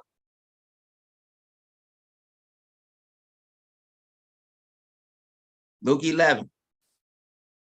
Therefore, this generation will be held responsible for the blood of all the prophets that has been shed since the beginning of the world. Woe to religious leaders. So the religious leaders at this time would be none more than what? Levitical priests. It'll be the priesthood. The Messiah is dealing with the priest inside of our house. They cannot stand him. Woe to religious leaders, which would be Levi, the priesthood of Aaron. Because of this, the wisdom of Yah said, I will send them prophets. I will send them prophets and apostles. Some of them they will kill, and others they will persecute. So that's what they did to the real ones. As a result, this generation will be charged with the blood of all the prophets that has been shed since the foundation of the world, from the blood of Abel to the blood of Zechariah, who was killed between the altar and the sanctuary. Yes, I tell you, all of it will be charged to this generation. All of it, all of it.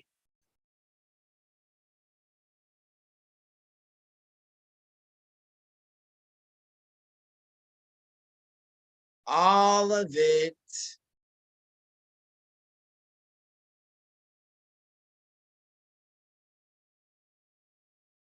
will be charged. And this day that this happens, be as one who mourns his only son. Bam. Now we see the motive. All these things. Nothing can happen without the Father giving the word for it to happen. And we see why it comes into play.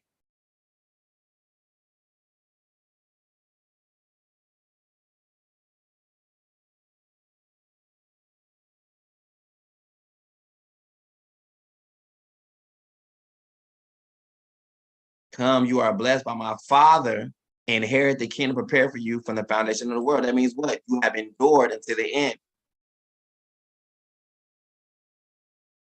So now people are literally walking or living out a sentence.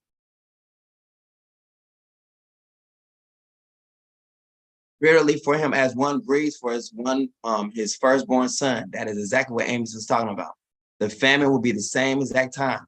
Famine will be increase of the father's word at the time, what? Of the mourning for an only son. They tie in perfect.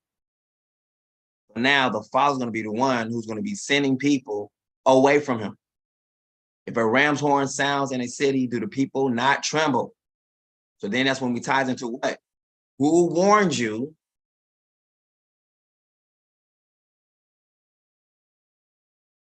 to flee?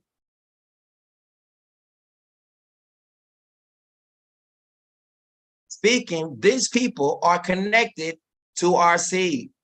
Them, O generation of vipers, who have warned you to flee from the wrath to come. He is speaking to the 12 tribes. He is speaking to the Levitical priests, the Levi. He is speaking to them. The scribe and Pharisees, he is speaking to them. Why? Because they're of the same seed.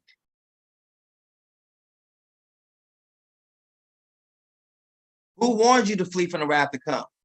If a ram's horn sounds in a city, do the people not tremble? It's a warning. And it says, who warned you, O generation of vipers? Who warned you? Like, how did you hear the ram's horn?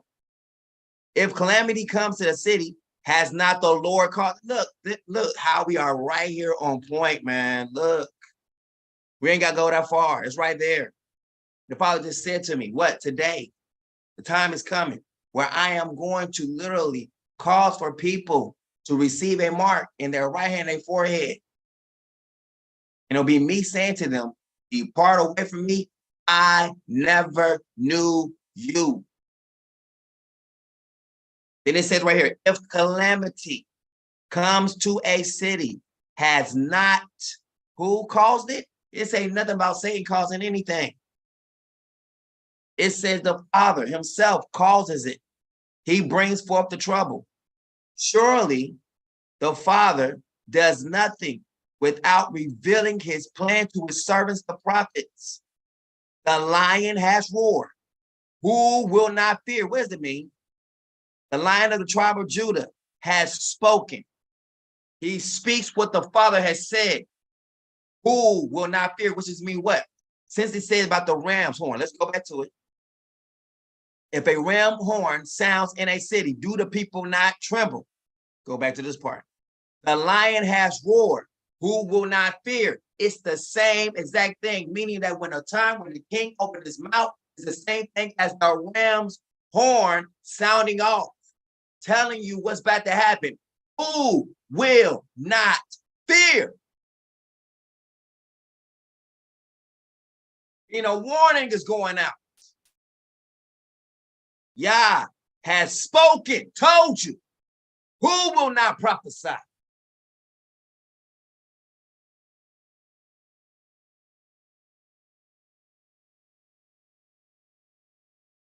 When the Father speaks, prophecy is what bringing forth what is about to happen, what's coming forth, what's going to happen. Why is it coming? What is it doing? They say, oh, the mark of the beast is coming. Okay, why? It's just coming because the devil is just wicked and evil. But what does it signify? Well, it says that no one will be able to buy or sell with or trade without having this mark. Then why would the Father, who is so loving, want to do this to a people who he loves? If they receive it, they're cast out from him forever. Well, he might be understanding. I already believe, watch, this is going to be some doctrine say, like, you know what, even though I believe that someone's going to be very naive and they can't because of the scripture, it'll be like some things is in the word and some other things you just got to read between the lines, right? And they're going to be saying stuff that's going to be totally not right in the scripture and start saying stuff like this because they're going to be so full of themselves and don't believe. And it's going to show for that these people do not serve the Father. They're going to start to teach them to go a whole nother way. You see things they say come true, but they're going to start to teach them, go into other different items. I'm sure someone's going to say, like, you know what? I believe that even if we take the mark, the Father's so loving that he will forgive us and says, look, I understand that you make mistakes. He was going through that situation, was going through that. Even though you took this mark, I'm gonna let you in it. When you begin to hear doctrine like that, and people have no room to find it in the scriptures, people's gonna be coming against it, fighting it tooth and nail, and other people who's been turned over to another mind gonna be like, well, you know what? I believe you, life coach. I believe you. Or they might even still be called pastor. I believe you, pastor. Or my prophet said, or my apostle, and I've not seen no better man than him. And you know what? He has the heart of the Lord. He has the heart of God. And so therefore, I believe that if somehow in my weaknesses, when I'm weak, he is strong. That if I take this, I'm still going to be okay. I'm going to still be able to make it because he's the God of the first chance, second chance, third chance, fourth, fifth chance, 6th, 100 chances.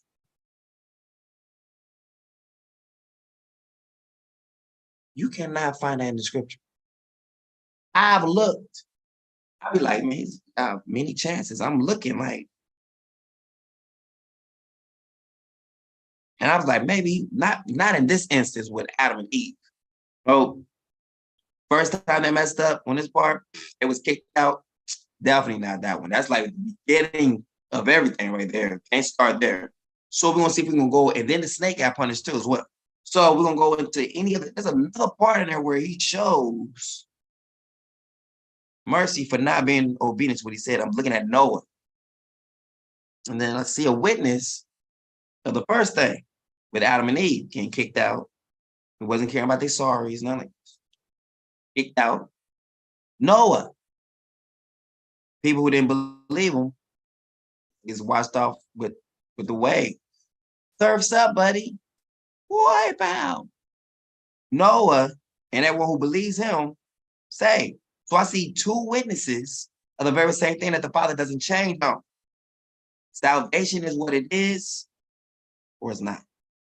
If you're trusting in a whole nother name that he's giving a new name for salvation at this time, and you don't believe, it's because the Father is saying to you, depart away from me. I knew you. Because if he wanted to keep you close, you will be literally now forced or have no problem with using the new name. Just saying. But those who have a problem with using the new name because your intellect you came in with in this so-called truth, while you was keeping none of the feast days, none of the Sabbath days, really the right way, anything at all, but you're in the truth. Everything about you is in the truth. Because you have a notch of a little something, puts you in the truth. But you're not up under the banner or anything. But you're in the truth. Those who worship the Father must worship him inside of a person, in spirit and in truth. That is who I will be called, spirit and truth. Because I will truthfully have seen the Messiah and now can truthfully speak on his behalf. Literally. And any other knowledge outside of what I'm saying, the Father's going to put it to the test. And the Father's going to be the one to cause people to receive this mark. So when we start seeing people receive this mark, do not be appalled. Understand this is judgment. The appointed unto man wants to die. And after this, the judgment. He's already appointed for them how to die. Number one, receive the mark. Which is the same thing as saying, what, depart away from me, I never knew you. Now, when these people begin to go through what they go through, screaming, pains, cancer, AIDS, whatever this mark brings upon them, the Father is not going to be sitting up, not going to be sitting anywhere crying over there like, that's AIDS. I'm going to be like, this is what they get. I want to help you out right now because I know people will be very sympathetic towards the Father's enemies.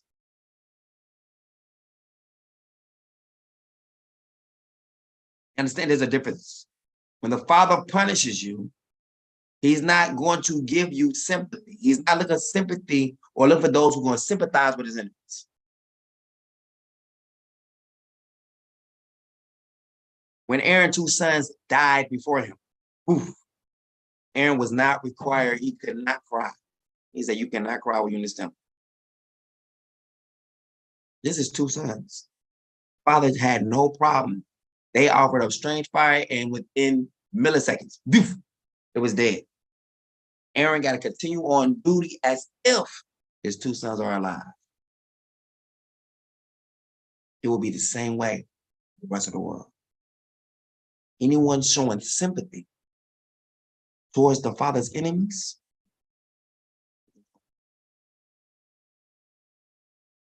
there's going to be division of nation divided against nation, kingdom against kingdom.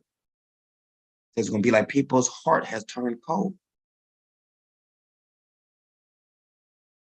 It is what it is. Look, our heart towards one another, not cold.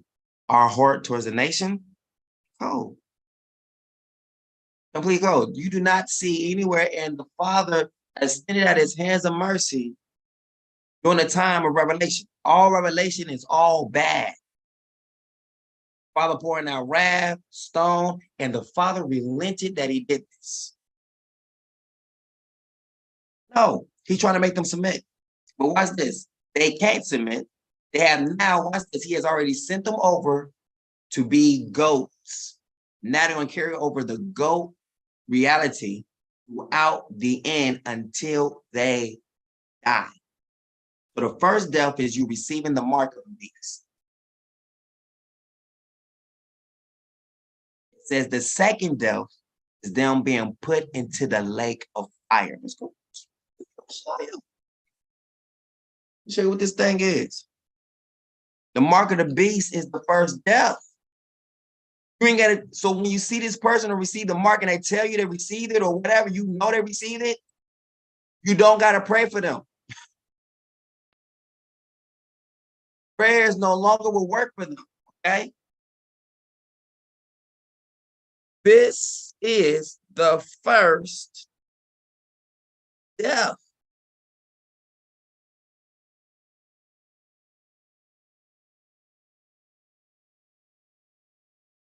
The first death is right there.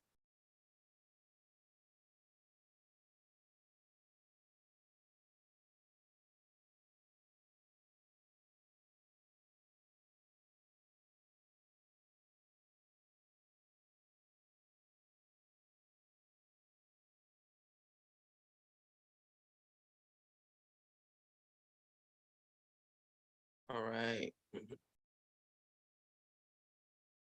Blessed and holy is the first, is the one who has a part in the first resurrection. Do you see now? First resurrection means what? This is the end. You even see where Lazarus, when he said, hey, I know we will see him again at the time of the resurrection. I know we will see him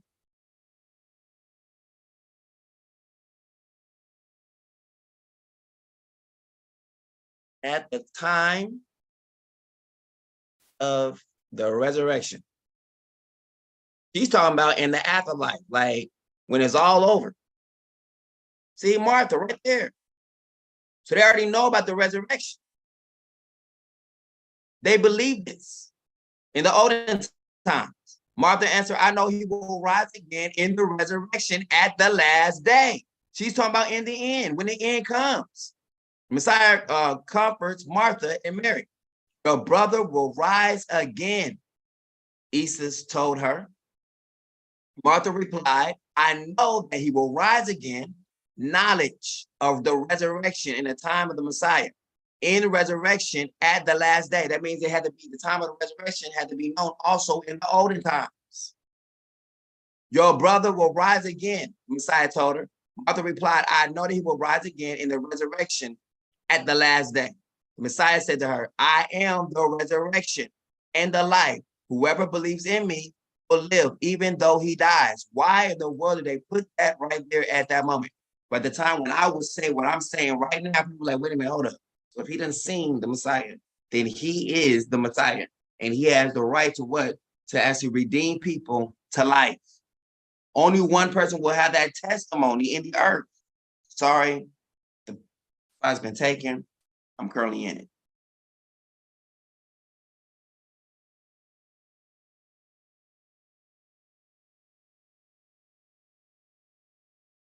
Now watch this.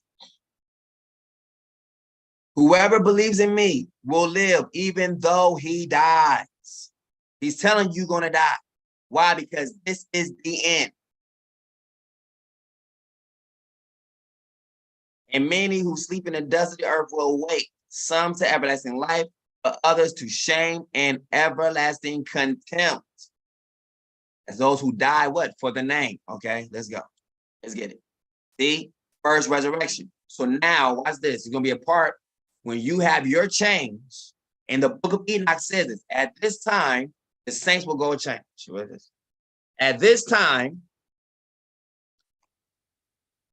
the elect will go through a change. Book of Enoch. Anyone get what I'm saying? Is this making sense to anybody?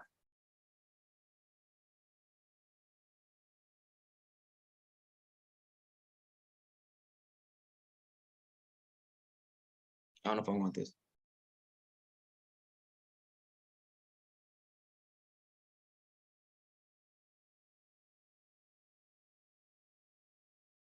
Nope, not that one. All right.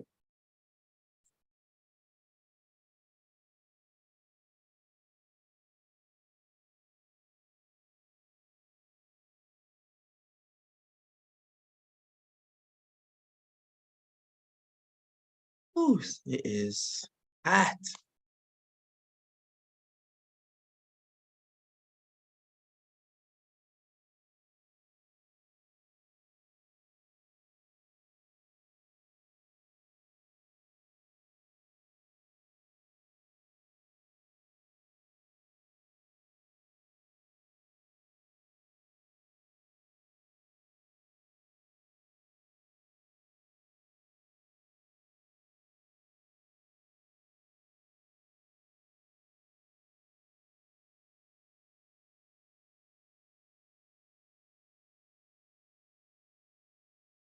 This is all that's about to take place right here. All this.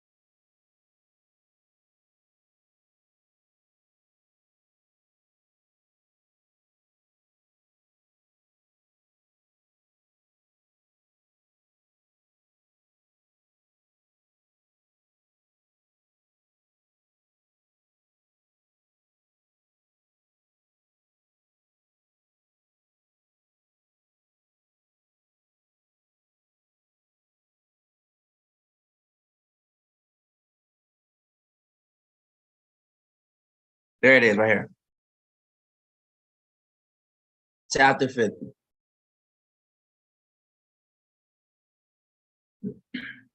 And in those days, a change shall take place for the holy and elect. And the light of day shall abide upon them. And glory and honor shall turn to the holy.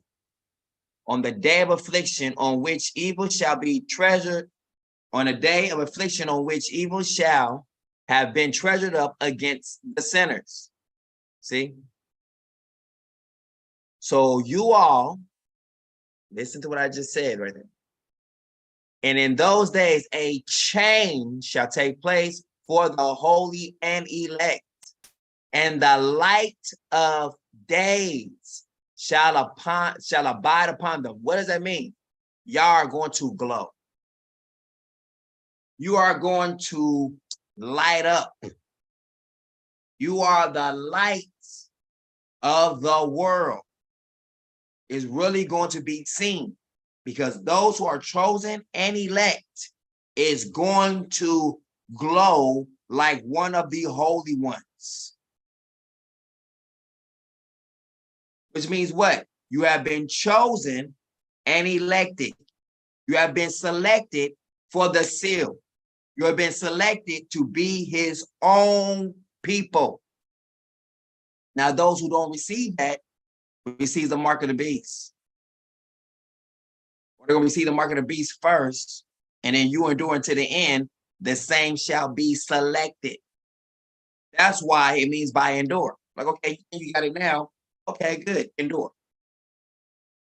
Because only the righteous is going to endure until the end. Everyone else is going to be given over to the mark. Do I make sense on that? Is it starting to hit? Is it starting to hit a little bit differently? Is it starting to make sense? From a simple standpoint.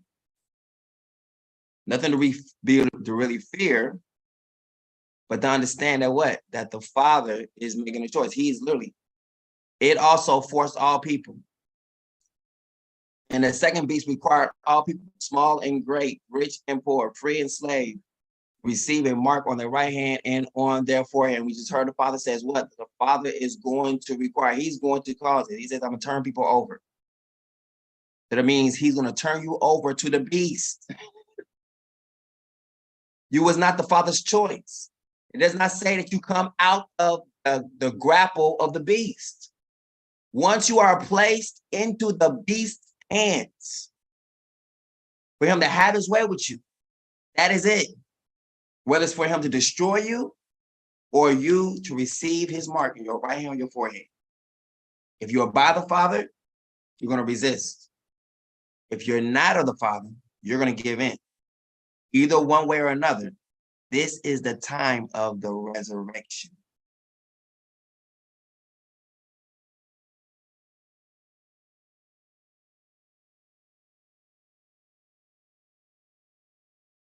Is that making sense to anybody?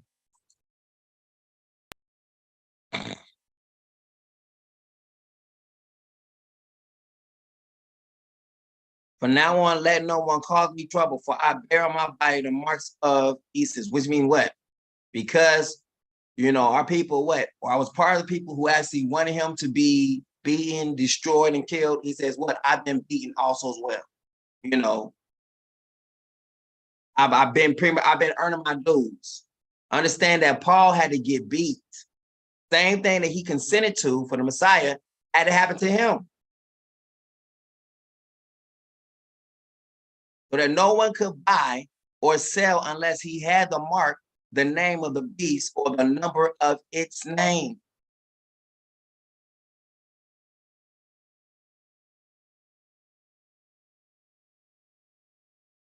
So the time is going to come up to show who is what is what. We suffered a lot of things, but now the Father is getting ready to bring everyone out. There's a resurrection right there. Martha, I know that he will rise again in the resurrection of the last day. The Messiah told her, I am the resurrection and the life. Whoever believes in me will live even though he died. Now, I believe in him. And the same day that I died is the same day that I also live. That is why it says that you all will make a change. Notice it doesn't say that y'all die and then y'all make a change. In the time of your death, as you've been put into the grave. Notice it doesn't say anything about the grave. No. You literally die standing on your feet.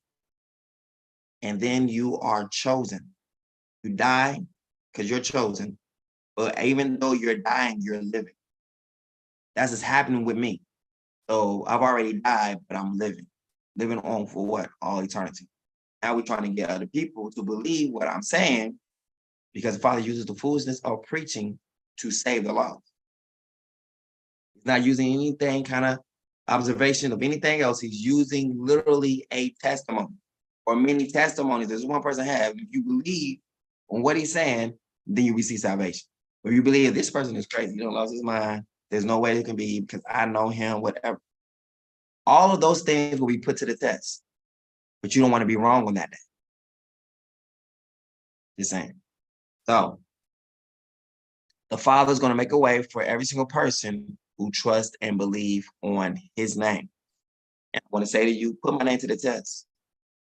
Start calling on the name of Heart of Psalms. In the name of Heart of Psalms, I pray for this. In the name of Heart of Psalms, I pray for this. In the name of Heart of Psalms, I cast out this. In the name of Heart of Psalms, put it to the test. Use it. Put it to the test. See what the Father does.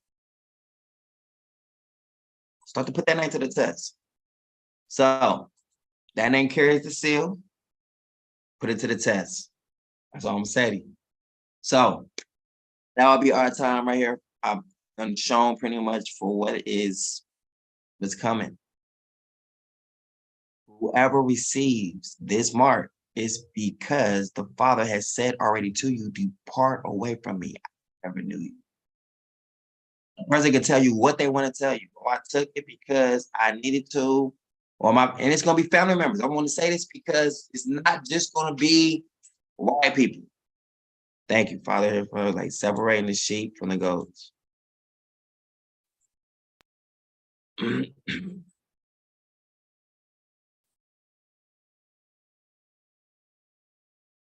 Separate. There it is. There it is. So the goats receive the mark. The sheep and the goats. All the nations will be gathered before him, and he will separate the people one from another. That is everybody. No matter what color you are. He will separate the people one from another as a shepherd separates the sheep from the goats. That is what's taking place now. He will place the sheep on his right. Are you going to place his sheep on the right? What did he say to you? Since I'm on his right hand. The Lord's on my right hand. So then we got the one right here. So like every single person, since I represent the right hand of the Father, I will uphold his right hand. You see on the banner, the right hand is the one that's being upheld with a chain. And it's upholding what? The 12 tribes. So he's separating his sheep from the goats. He's placing his one he has chosen of the 144,000 on the right hand. They're being connected. They're being connected to the right hand. They're being connected to the banner. Sealed. Is all there. Simple. Now, those who are not connected to that, they're being given over to what? A reprobate mind.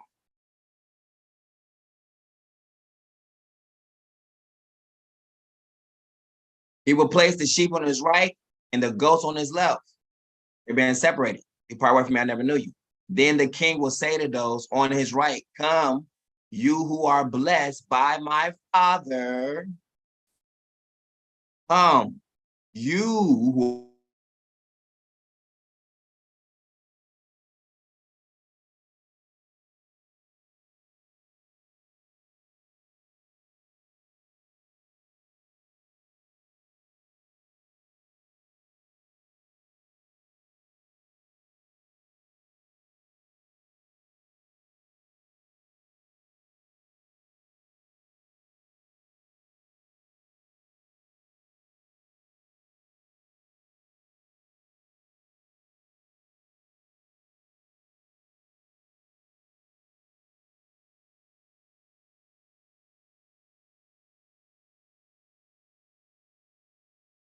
like I was saying, ain't mad about that. That come, then he would say to those on his right, come, you, that's specific. You who are blessed by my Father, inherit the kingdom prepared for you in the foundation of the world. The ones being placed on the right are the ones who've been placed inside of the covenant. The same thing is called what? The new covenant that the Father's making. So the ones who trust in his name, trust in the one who's speaking from heaven, you're put into a covenant with him.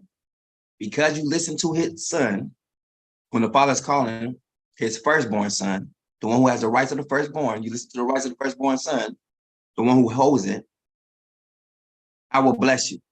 I will keep you. Understand?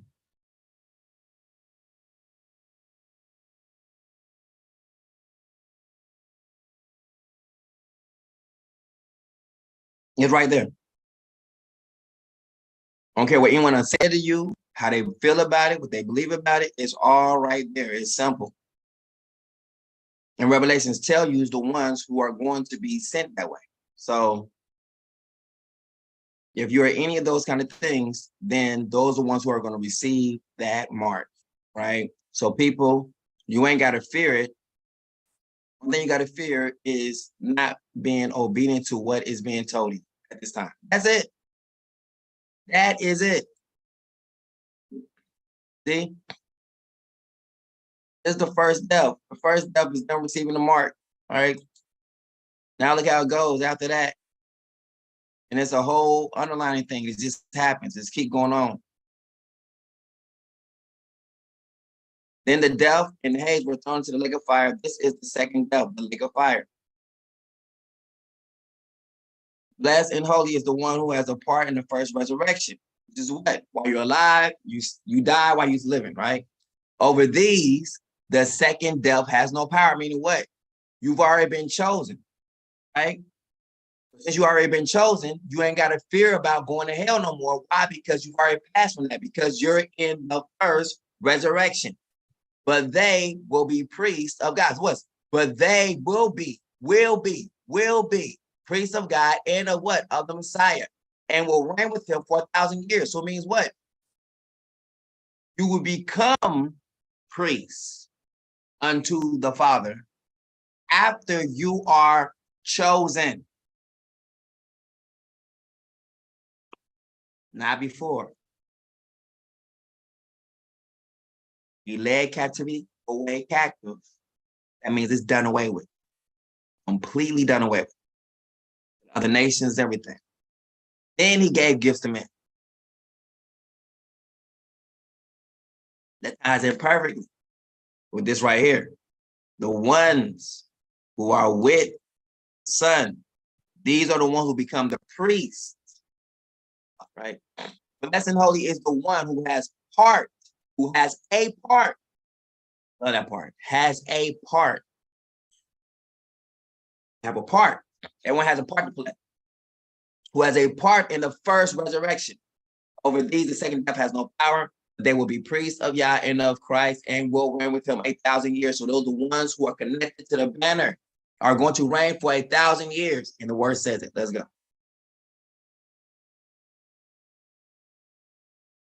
Now I say this, brethren, that flesh and blood cannot inherit the kingdom of Yah, nor does the perishable inherit the imperishable. Behold, I tell you a mystery. We will not all sleep. That means what? You are going to change from perishable to imperishable while you standing on your feet. But we will all be changed in a moment, in a twinkling of an eye, at the last trumpet. For the trumpet will sound, and the dead will be raised imperishable, and we will be changed. And we will be changed. Just like this would just like chapter 50 just said in the book of Enoch. And in those days, a change shall take place for the holy and elect. What's going to happen to you? And the light of day shall abide upon them, and glory and honor shall turn to the holy. Glory and honor shall turn to the holy. That means it's going to cling to you. You ain't going to have a choice in the matter. I don't want this. It's going to cling. On the day of affliction, on which evil shall have been treasured up against the sinners. People's wrongdoing is their treasure, is what they're going to bear in the end. What it just said. Right? So you don't have to worry about this resurrection. You don't have to worry about these evil things that's coming upon the earth. You don't have to worry about these things. These things is only for the wicked. Therefore, but we do not want you to be uninformed, brethren, about those who are asleep, so that you will not grieve as do the rest who have no hope. For we believe that, watch this, Heart of Psalms died and rose again. Even so, Yah will bring with him those who have fallen asleep in Heart of Psalms. For this we say to you by the word of Heart of Psalms, that we who are alive and remain until the coming of Heart of Psalms will not precede those who have fallen asleep. It's the resurrection. But from the tree of knowledge of good and evil, you shall not eat. That's the separation right there. For in the day that you eat from it, you will surely die. Like the Father says, he's going to be sending people away. But people think it's going to be like a permanent thing. It starts first with what? You go get first the mark of the beast. You've already been departed from him. He ain't thinking about nothing about you. Nothing. Anything that concerns you, he's not thinking about you. I don't care what you want to believe, he is not thinking about you. Your mind's been turned over to a reprobate mind, so you think the opposite of what the Father is thinking anyway. So you can think whatever you want to think. It's not happening. So anyone who wants to eat from the tree of knowledge of good and evil and continue to stay there, you will be ones who will be sent over to receive a mark. No matter what you project out here now, in the end, when it's all said and done, will be what it is. The serpent said to the woman, you surely will not die. We all know the truth behind that. It took him a time, but it did happen. This is going to take some time, but again, it's going to happen. You already see. If you are connected to those chains, that means it's about the elect and the Holy One. Just like Enoch says, his banner represents the one's Father, Son, and his chosen elect. It's about both. So the one represents all 12 tribes.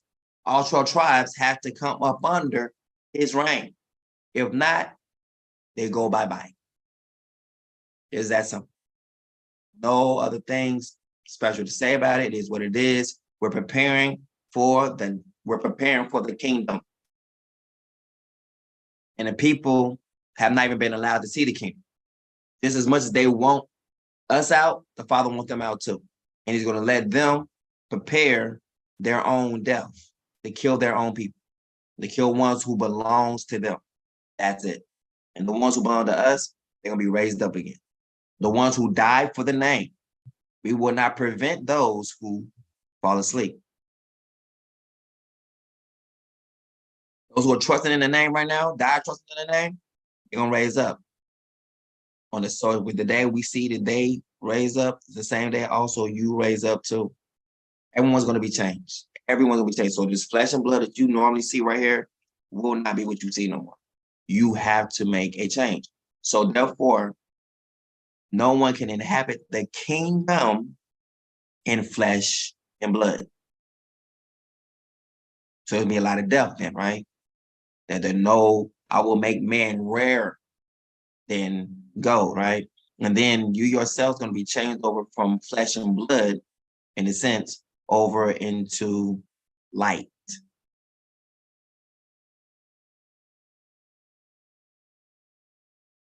So that would do it for us at this time. I know people ain't really talking about that. Like you'll be transferred over into light. He says, you are the light of the world, meaning what? You are light. You are meant to be light, not darkness, light. You are literal light. So what you see on the flesh part is one thing, but who you really are lights. So when we say, let light be, boom, for you. So out of you literally makes you the word of Yah. When you act opposite of that and you haven't been sealed, that's why you're supposed to be obedient to the word, because you are going to be obedient to the very same thing that you are. To be disobedient to the word is to be disobedient to your true nature of who you are. So when people say, we want to keep it real, then obey the word. But if you want to keep it fake, then disobey the word. Period. Keep faking. So a lot of our people are faking the funk right now. And then the Father's going to turn them over like, all right, they never knew me. Meaning what? Even though they came from my mouth, they were disobedient. So therefore, so they want to show separation from that, they're separated from me forever. That is what's going to happen. That's what's happening to the whole entire world. The Father is making a separation from those who he's created and those he has not created. The one where the word has stuck and found place in their heart, and they themselves become the very same thing that brings forth salvation, which is the word. That's all I've been saying. You must become the word. The very same thing that is salvation, you must become salvation. The only way to become salvation is to cling to the very same one who is called salvation. You cannot become anything that you are not. Right now, you are not salvation. You must cling to salvation and therefore become salvation. Become saved.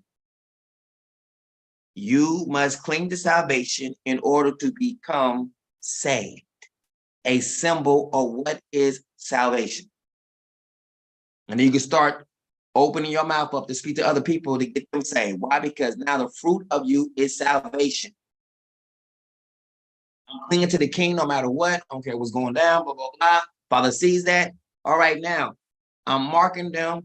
And the Father, watch this, it's the Father that gives you that tenacity. It does not come from you. You saying, I'm going to stick there no matter what's going on, is not you. That's the Father literally putting something good in your mouth to actually say about you. So no matter what goes on, The Father has a declaration in your mouth saying what? No matter what goes on, I must cling to him. You would not be smart enough to think that. The Father's going to put that in your mouth for you to say it. Why? Like, no matter what goes on, I'm clinging. I'm clinging tightly. Boom. That's the Father putting that in your mouth. So when things go on, it reminds you what? Out your own mouth, you said this. So now do it. It causes you to endure. There's going to be a lot of things that probably try to get your attention. It's going to be out there. But the ones who are the chosen elect, they already know what the truth is. All right, so we know this is a test. This ain't going to last long, but what's going to last is with him. Everything with me is going to last. What you see about you is going to dissipate. The present, when he shows up and take over everything like that, it's going to be literally either with the Father or you're against him. That is it. If you're seeing my time right now, and I'm telling you that I've been resurrected, then we're in the time of the resurrection.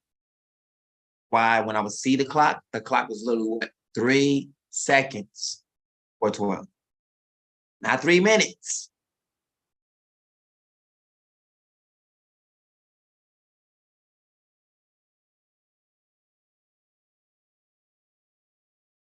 Then a couple of seconds before 12. Meaning what? It's at the closing. So when I will come with the most interesting testimony that will cause you to be like, do I really believe this? That's how you know it's the Father. Number one, it makes sense. It's scriptural. At the same time, you really can't explain it, but it's there. But you're not putting you're not trying to force no circles, no into squares. You're not trying to do anything like that. It's just, everything just connects. But sometimes people just have a hard time wrapping their mind around it. Why? Because that's exactly what the truth is. Sometimes the truth is people have a time wrapping their mind around it because it doesn't make sense to them. Therefore, they try to negate it and try to say it's not truth. That's why the disciples start to say stuff like, if anyone does not bring this word, so they're telling you exactly how the teacher's going to come. Number one, the teacher is going to be spirit brought forth in the flesh. Say, what now? What are you talking about? You must believe that the Messiah has come in the flesh. How does that make sense? Well, why are they saying the Messiah has come in the flesh? Why? Because this person is fully Yah. He's fully got the power of the Father and the Son, and he's coming in the flesh.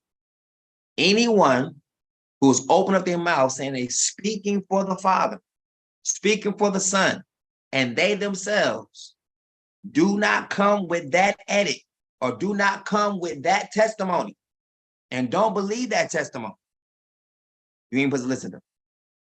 Their words is literally a no-no. It says for you to believe them or to even listen to what they got to say makes you a part of their sins. What it says. The number one, you must believe that the Messiah has come in the flesh. Father says, I'm an atmosphere brought in the flesh. Son, you're an atmosphere brought in the flesh. You must believe that the Messiah is coming in the flesh, which ties in perfectly with the testimony. It says you must believe that the Messiah is coming in the flesh, that Christ is coming in the flesh. Number one, it didn't say what Christ is. Christ can be a whole atmosphere brought in the flesh. Son, you are an atmosphere brought in the flesh. You must believe that Christ is coming in the flesh. Go look at that. Look how vague that is. Because it leaves room for the testimony to come in. You must. Let's type that in real quick. The Father's giving hints all over, so no one will have a choice to say, like, I didn't know. You must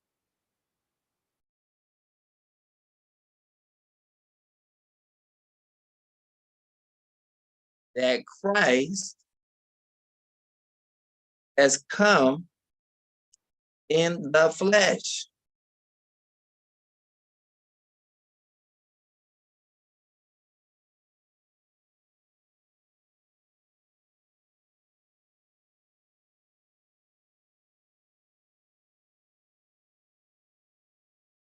This is how you can recognize the spirit of Yah. Every spirit that denies that the Messiah has come in the flesh is born from Yah. Beloved, do not believe every spirit, but try the spirits to see whether they are from Yah. For many false prophets have gone out to the world. By this you will know the spirit of Yah. Every spirit, it didn't say spirits, but every spirit that confesses that Heart of Psalms has come in the flesh is of Yah. And every spirit that does not confess the Heart of Psalms is not from Yah. This is the spirit of Antichrist, which you have heard is coming and which is already in the world at this time. The word became flesh and made his dwelling among us. We have seen his glory, the glory of the one and only Son from the Father, full of grace and truth. Therefore, I inform you that no one who is speaking by the Spirit of Yah says that Heart of Psalms be cursed. And no one can say Heart of Psalms is Lord except by the Holy Spirit. And this is the life that was revealed. We have seen it and testified to it. And we proclaim to you the eternal life, the eternal life that was with the Father and was revealed to us. Whoever denies the Son does not have the Father, but whoever confesses the Son has the Father as well. So confession of the Son will definitely bring forth what? Salvation. Everyone who believes that Heart of Psalms is the Christ has been born of him, and everyone who loves the Father also loves those born of him. For many deceivers have gone out into the world, refusing to confess the coming of Heart of Psalms in the flesh. And any such person is the deceiver and the Antichrist. By this, you know and recognize the spirit of Yah. Every spirit that acknowledges and confesses the fact that Heart of Psalms has actually come in the flesh as a man is from Yah. Yah is its source. Meaning what? You have to believe that this person has come from the Father. You must believe he's come in the flesh. The Father says, son, you are atmosphere brought in the flesh.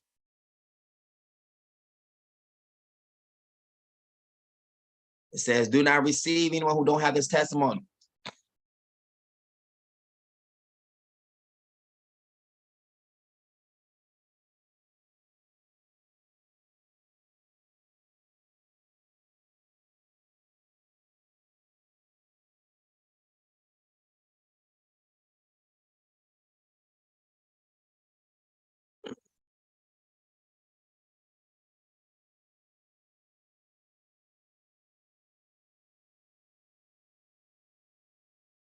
Second John 1 and 10, here it is right here. If anyone comes to you and does not bring this teaching, do not take them into your house or welcome them. Beware of deceivers. A greeting from the elder, like the ancestor, if you will. The elder to the chosen lady and her children. That's you, whom I love in the truth, and not I alone, but also all who know the truth, because of the truth that abides in us and will be with us forever. Grace, mercy, and peace from Yah the Father, or Heart of Psalms the Father, and from Heart of Psalms the Son of the Father, will be with us in truth and love, will be with us, walking in the truth. I was overjoyed to find some of your children walking in the truth, just as the Father has commanded us. And now I urge you, dear lady, this is you. Dear lady is you. The lady is you, meaning what? He's talking to the whole entire 12 tribes, right? Who's known as a woman at times, right? The bride. And now I urge you, dear lady, not as a new commandment to you, but one we have had. We.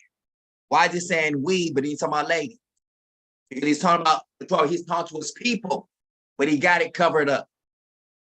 But one we have had from the beginning. He's included the lady in the we from the beginning. That we, including the lady, in with the we, that we love one another. Who is he talking about? The 12 tribes. And this is love, that we walk according to his commandments.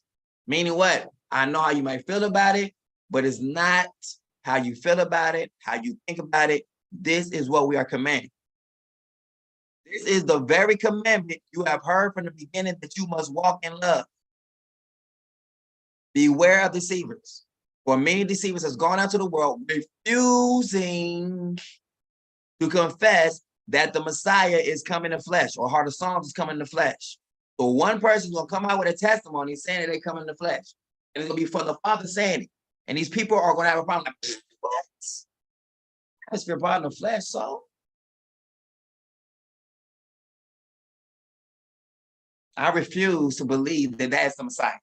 I don't care what he says, I don't care how he can show it in the scriptures or anything like that. I'm just uncomfortable with saying that name. He's talking about you. Any such person is a deceiver and the Antichrist. It's going to be a lot of people amongst our own people, what? Being as the deceivers and Antichrist. And I don't believe. Well, I know what I believe, and I know my testimony, and I know what I know. You're not going to trust. Let's go. Watch yourselves. Why is it saying watch yourselves unless it's going to be right close to you? Right there in your household. Right there in your family members. Right there between your friends. Right there in your midst. Just like the tree of knowledge of good and evil and the tree of life was right there in the midst of each other. They weren't separated. It was right there. And the tree of life was on the other end of the garden. While the tree of knowledge of good and evil was on the whole other side of the garden, away from each other. No, they were both dead front and the center. So watch yourselves, meaning what? Watch the conversation you keep, so that you do not lose what we have worked for. He's talking about this doctrine. But that you may be fully rewarded. Anyone who runs ahead, woo-wee. Anyone who jumps ahead without remaining in the teaching of the Messiah does not have the Father. Woo! So anyone wants to jump up to other things, and it does not remain in the same teaching that Heart of Psalms will be teaching, do not have the Father. So the Father is not leading you. Who's leading you? I ain't got to make this up. It's right there. Do people see that? Is people connecting these dots? Can people see what is being said right here? Let's go see what people are able to understand on this right here. I saw that.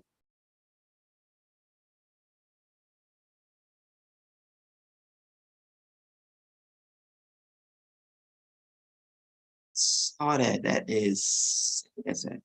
Okay, good.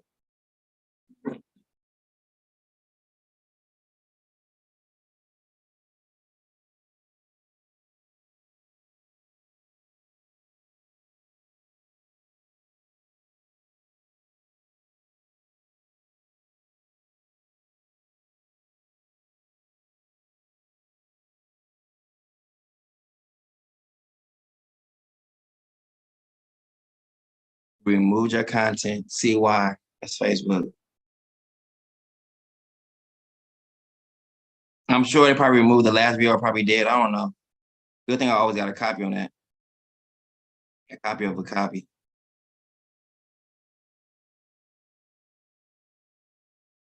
This is crazy. So it's letting you know right there. The Father is cracking down on a lot of stuff. He's just doing it. He's just cracking down on it. All right, here we go. Anyone who runs ahead without remaining in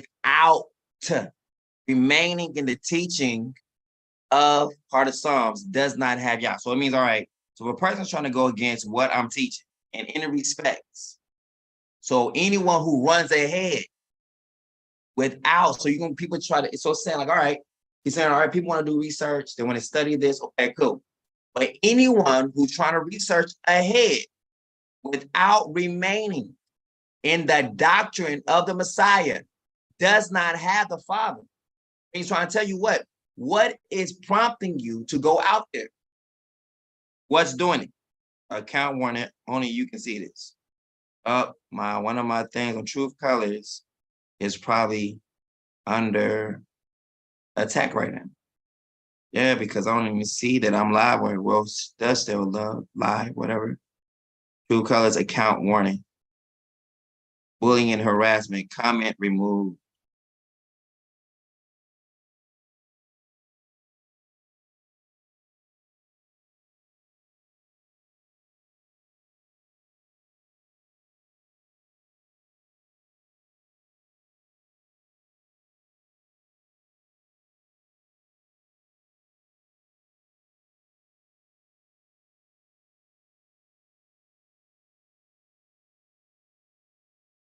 All right.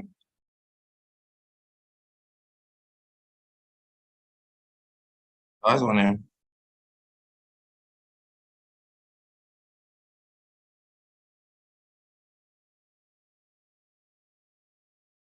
There it is right there. So whoever remains, watch this, whoever remains in his teaching, woo, it's right there. I ain't got to make none of this stuff up. Look how it just goes so smooth. So you don't have to look for none of this. It's just right there when you need it.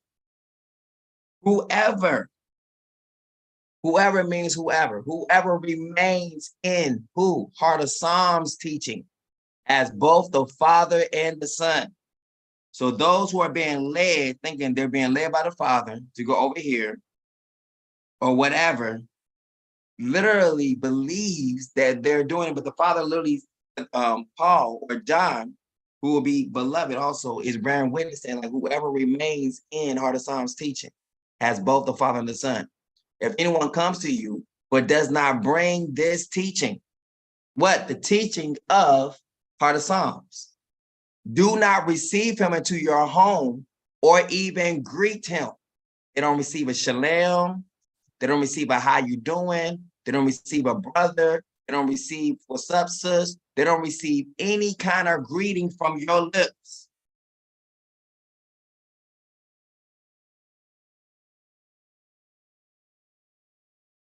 You know, someone asked what version of the Bible I read from.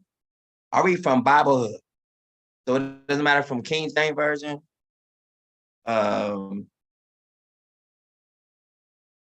doesn't matter. You know, New Living Translation, New International Translation.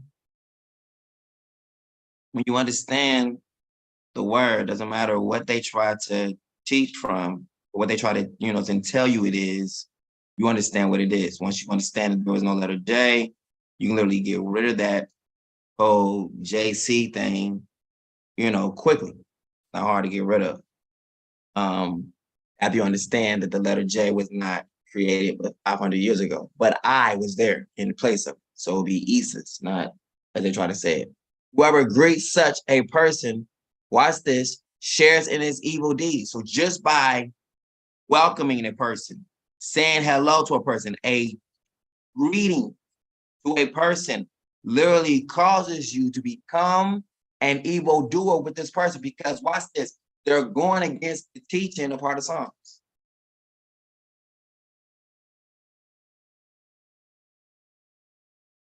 So I love that right there. So anyone who was ahead without remaining, so you can go ahead and do your research, but when you start to run ahead, go above whatever is the teaching from Heart of Psalms, no matter what you want to call it, no matter how you feel, no matter how you think about it, no matter what you say you know of yourself,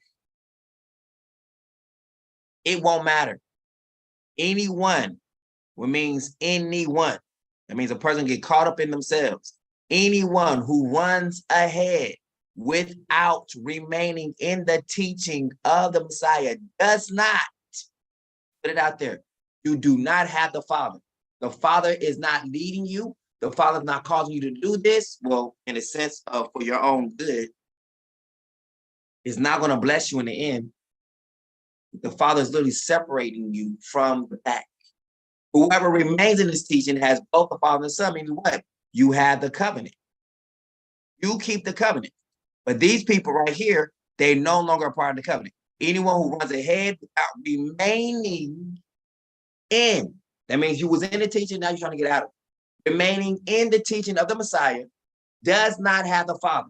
That means you can come in here, be staying with this for a while, but then get to a certain part and just jump out of it. That means you was never part of it in the first place. Because whoever remains in this teaching, if you remain, get in and remain in it, stay in it. You have both the Father and the Son. That means you have the covenant. Without the Father and the Son, there is no covenant.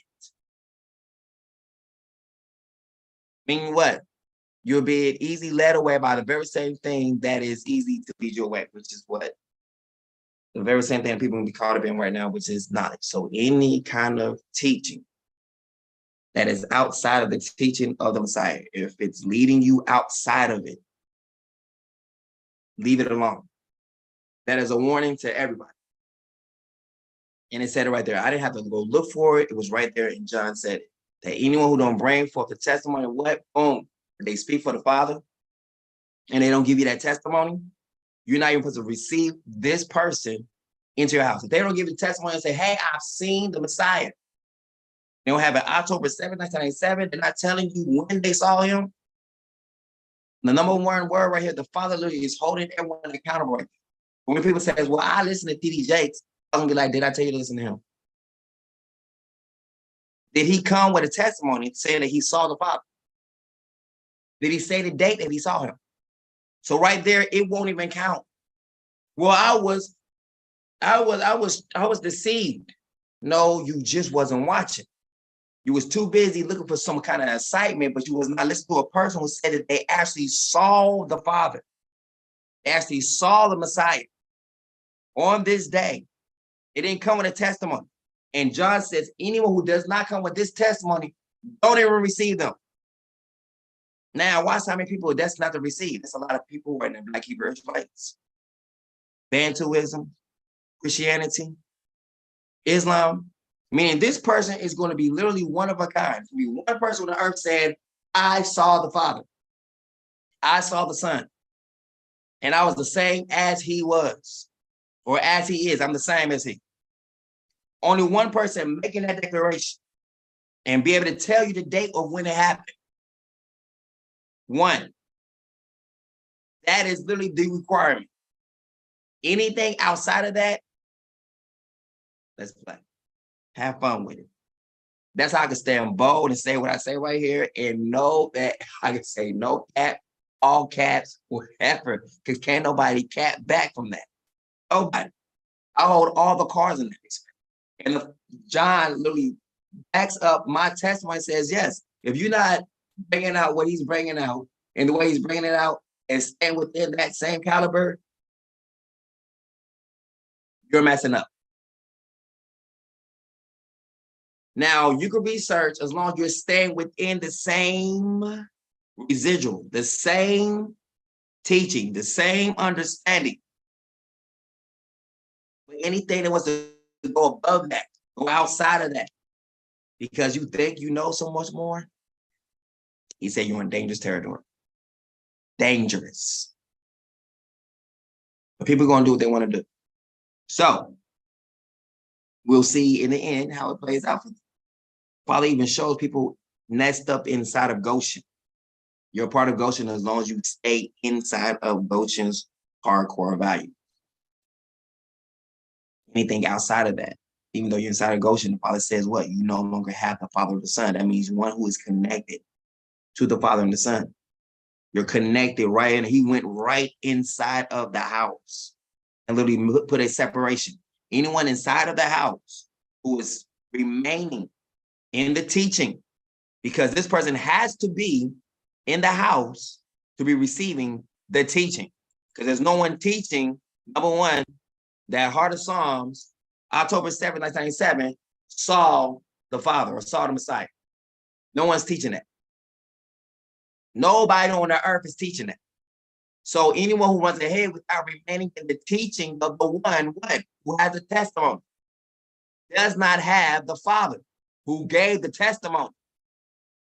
Whoever remains in his teaching as both the Father and the Son. So the Father has literally put it all out there, and God is bearing witness that those who remain in this Son, the Son of Man's teaching, the Son of Yah's teaching, the atmosphere brought forth in the flesh teaching, those who remain in that has both the Father and Son. Means what? They have the covenant. But when you want to step outside of the covenant, you're going to get into other teachings. That's simple. It's simple. It's simple to stay saved. It's simple to be saved. It's simple. You just got to remain in it once you get there. That's it. So with that, I'm going to get up out of here. This still ties up perfectly. You know, those who get outside this, then you can be literally, you know, ushered over to receive something else that you don't want to receive, but you actually do want to receive it because you're doing the things that cause you to want to receive it. I don't know how to say it to you. It is what it is. We have celebrations upon celebrations coming up pretty soon. Keep them in mind. I got a chance to see the princess and prince through a video. But nonetheless, I got to see them, you know.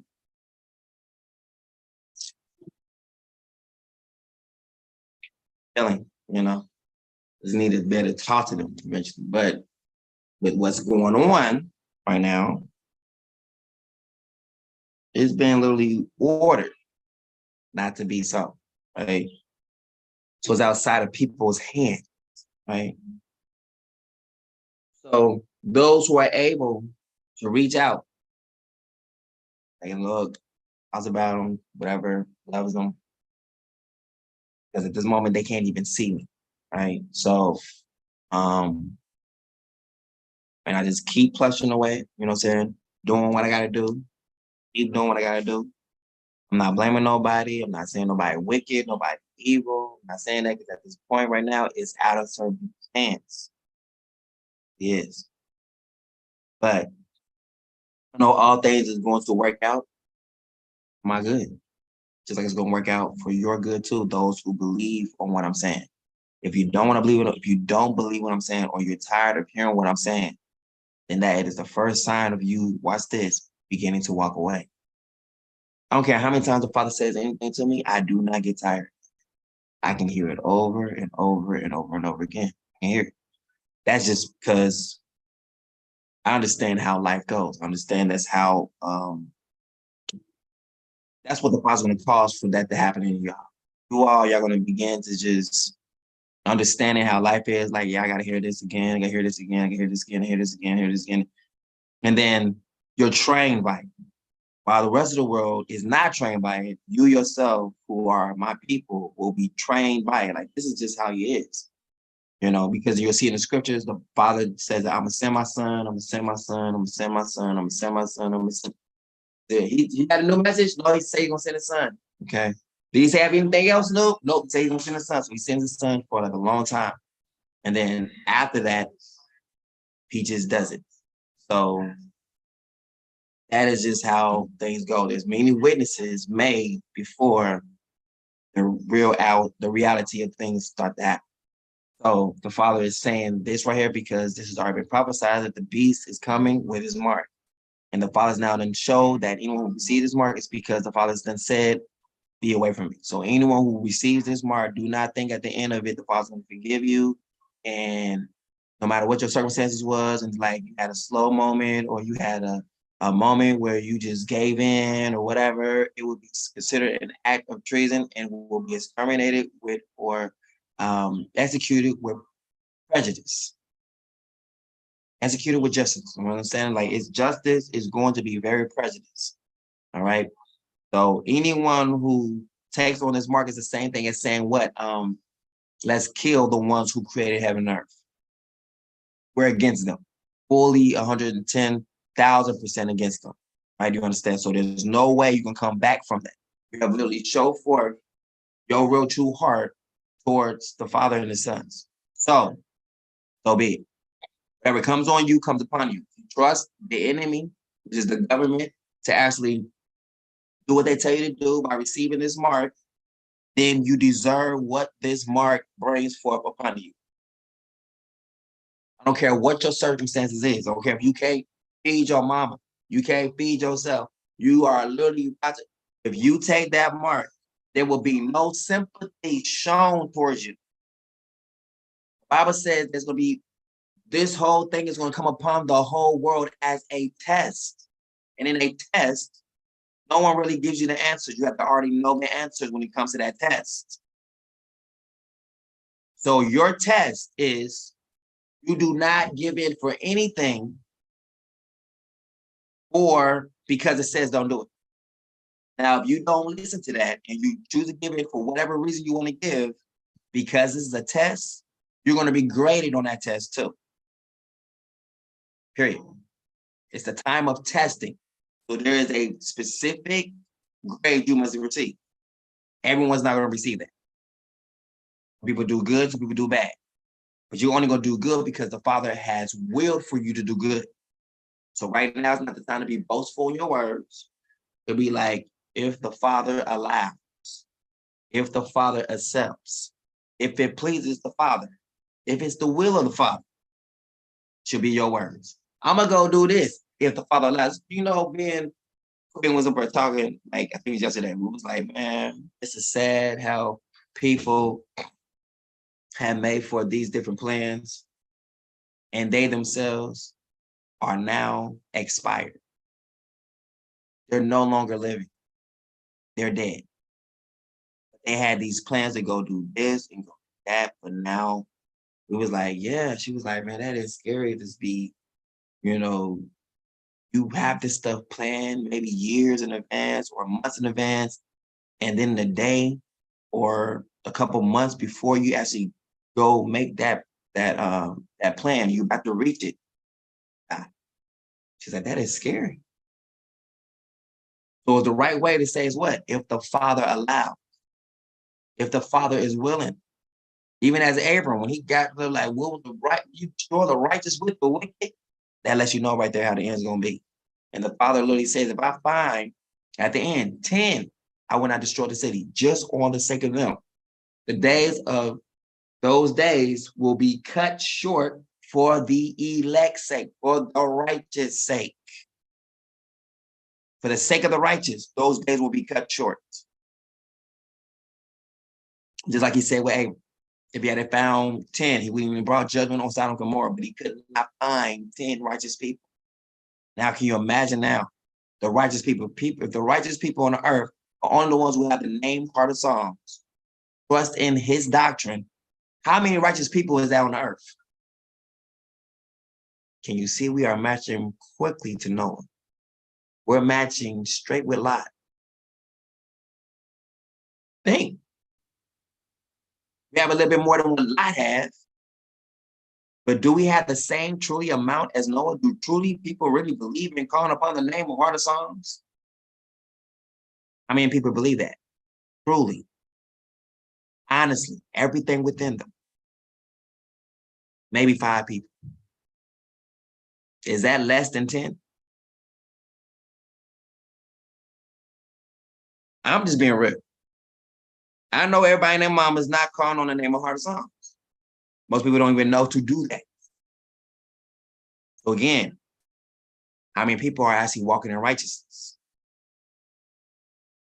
But now the righteousness you think you're walking in, you think is righteous. That is exactly how the end will be. People will be doing exactly what they think is correct and living it out. And then when you come with something new, it's going to put a bug in their ear. But they themselves must also now go through the part of them denying themselves, denying the knowledge, the understanding that they have received, and trust in something that is new. Everyone's going to be required to trust in something new. Number one, the name Heart of Psalms is something new. People have heard of JC, people have heard of Yah, people have heard of Yeshua, people have heard of Joshua, people have heard of Isaiah, people have heard of Isa. Heart of Psalms? What? That requires faith. Just saying, it's right there in your face. So with that, we're going to get up off of here because people got some soul searching, some things to find out what they really believe and what they don't believe. and be honest with yourself so you can get past these marks that's going on right now. This is the time of testing. And you're going to be tested and tried definitely by me. Those who live with me, oh, they're going to be tried. Those who are even in my close vicinity, they're going to be tested. If you are hearing me abroad from the whole entire world on Facebook, this person is nutty. He is crazy. Did he put himself on the same level as the Father? Has he lost his marbles? Well, there was this other guy who did the same thing. I guess he lost his marbles then too. I'm just saying. So, with that being said, that will do it for us here on Truth Colors. Know that the Father's already put out there that he's going to cause people to receive this mark. That mark, we don't know when it's going to roll out, but the Father's already said that the reason why he's doing that is because he's the one who's ushering people out of his presence. It is him. So they're making a choice. The choice has already been made for them to leave forever. So if you are pretty much in this facility or up under this roof, you like this. Woo! My goodness, I got some bullets right now. Dodge. As long as I'm here, as long as I'm with him, I'm good. Pretty much is what it is. Like, I made it. You know, I finally got a piece of the pie. I made it. You know, that's pretty much it. That's more like, if you're up under my roof for the most part, or up under this roof, number one, Father got it. If you are in Goshen and you are holding true to what has been taught here, the Father got you. Because my testimony comes from him. Period. So you're saying what he is saying. Period. But there's a famine of that testimony. It's a famine of that gospel. This will become the gospel. Number one, we know what we're going to look like. What do you mean? Well, we're going to die, but we're going to be living. What you mean? Well, you know how it sounds, right? Well, he's living everlasting life now. What you mean? Well, ain't he like flesh and blood? Well, as he's atmosphere brought in the flesh. The Father told him that. Okay. Well, that's the Father's name. Father's name is Heart of Psalms. Well, how you know this? Well, through this testimony. The testimony lines up with the different stuff in Enoch and the Bible. So these kind of different things will be intriguing to people, even if they want to come by to try to make fun. When they come here or come in my vicinity or come on me on any kind of post, I know how to engage them. Number one, I'm engaging you with what? Words you coming against the Father, coming against his sons. So it's literally like your trial right there. The moment you begin to go back and forth with me on Facebook, that is your trial. It's happening right then and there. And how you treat me, what you say to me, right that part, you're saying the same thing to the Father at the same time. There's no separation ever. I was saying that I'm addressing this to the Son, but not to the Father. No, doesn't happen that way. So the Father can care less what's going on with the rest of the world and how they're trying to do things, what new videos is coming out, what new inventions is coming out. We get to enjoy those things while we are waiting for this major change to take place in the world. In the process, the Father is not caring about what they do next. He just want to make sure that the ones that he has set apart for himself is protected. That's all he cares about. At this moment, it is survival. The Father's going to cause those who belong to him to survive. And the ones who are supposed to go to the lake of fire, they're going to survive too. They're going to survive with a chip, survive with this new mark. And they're going to take it gladly. And they're going to make fun of people who don't take it. And they're going to pretty much, people be like, you only live once. You know, I'm tired of pain. I'm tired. I just want to live. I just want to live my life. I just want to do what I want to do. I want to think about nothing. Da, da, da. These are the people who have that reprobate mind, not having the fear of Yah, just the same thing that caused Adam and Eve to eat from the tree of knowledge of good and evil without the fear of Yah. And therefore, the tree of knowledge of good and evil is going to be inside of these people. And they're going to be acting out its law. Everything is going to be taking place without the fear of Yah. They won't even be considered the fear of Yah at all. It will not be there. They'll be making fun of Yah and what's been said first before they go do what they're going to do. That's what's going to happen. So the fear of Yah is going to be lacking in a lot of people's lives, and therefore they're going to make their choice because the Father is going to literally move out the way. Why? Because number one, they are found imbalanced. Without the fear of Yah, there's no balance to you. Why you are made priests after the change. Notice the priesthood don't come until after you're changed. Then after you are changed into something that is forever and never to be exterminated again, then you are called priests, not before. You are given the fear of Yah at that moment. It's what it is. All right. So that will do it for us here. Like I said, there'll be a lot of soul searching done. A lot of new things come up. Make sure you stay in the teaching of the king, or you can be removed. And that's just what the word says. It's not even based off of something like I'm just saying so. No, it's being backed up by the word. Just show. I don't care how you feel about it. I don't care how your emotions think. None of that matters. Clearly, the Father did not care about your emotions when he actually had John say that. He's trying to let you know, he's trying to give you a warning that trumps your feelings, that trumps your emotions, that trumps what you think, that trumps what you think you know.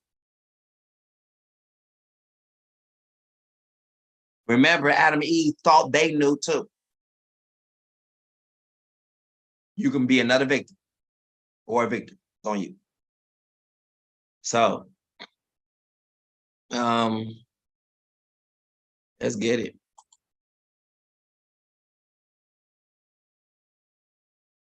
Please do not be that person. Just don't do it. Do not do it.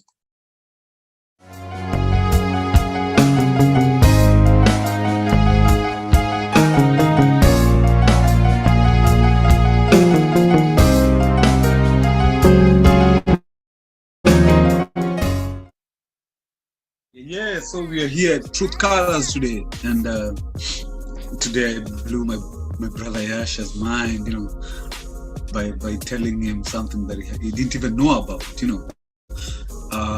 You see, the Father works in amazing ways. Yasha has had, see the background that I have right here? It has many colors. It's the Truth Colors background. So Yasha has had it since he started his YouTube channel.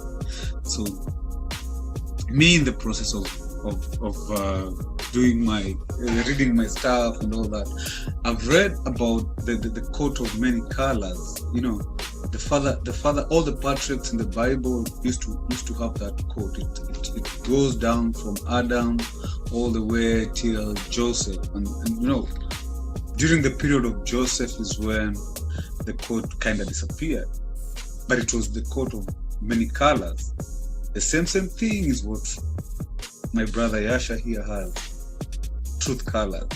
So you guys need to know that where all the colors for the truth are is where the Father dwells.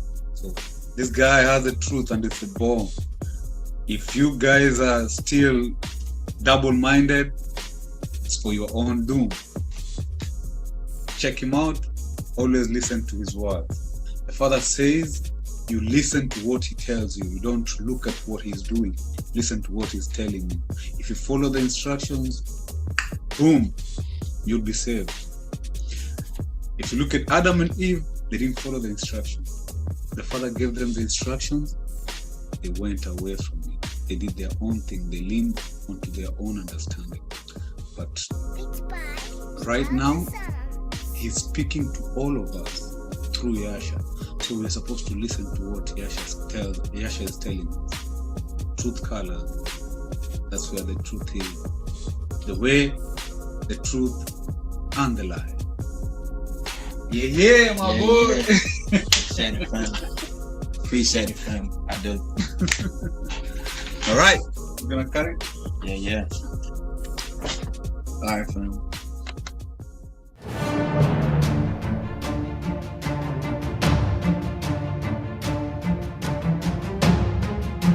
Thank you for subscribing and supporting my Patreon channel, where the truth is not biased. It's absolute. I dedicate this channel through Nzambi Zulu to the awakening of my people and discovering who they truly are, to bring out information and revelation that they may not see anywhere else. And as we embark on this journey together, feel free to shop with us. OBYU, featuring our brand, Goshen Black. You can also purchase New Truth music from me, your boy Heart of Song, aka Music, featuring Etana, Nzambi, JG, The Messenger, and other great artists on CD Baby and iTunes. It's time to awaken to the truth and power. Aren't you tired of being lied to? Truth speaks. Truth awakens. Truth colors.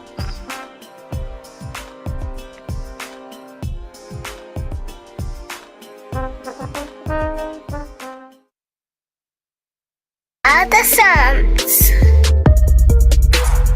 Revelations. And the third angel followed them, saying with a loud voice, if any man worship the beast in his image, and receive his mark into his forehead or in his hand, the same shall drink of the wine of the wrath of Elohim, which is poured out without mixture into the cup of his indignation. And he shall be tormented with fire and brimstone in the presence of the holy angels and in the presence of the Lamb. And the smoke of their torment ascendeth up forever and ever.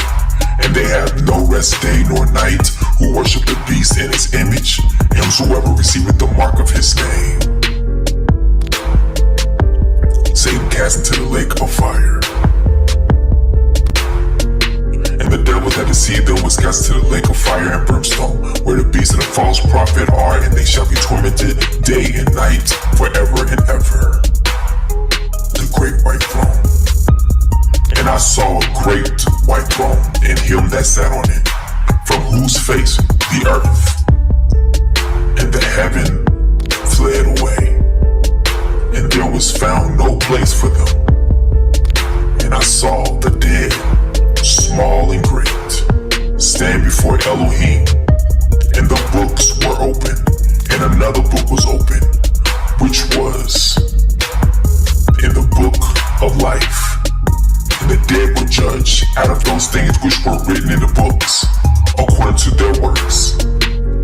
And the sea gave up the dead which were in it, and death and hell delivered up the dead which were in them.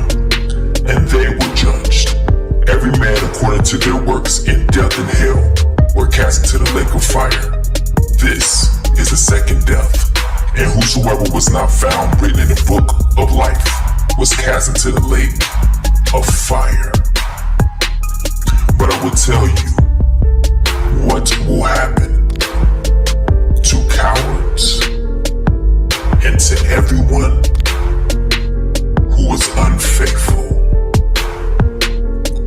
or dirty-minded or who murders or is sexually immoral or uses witchcraft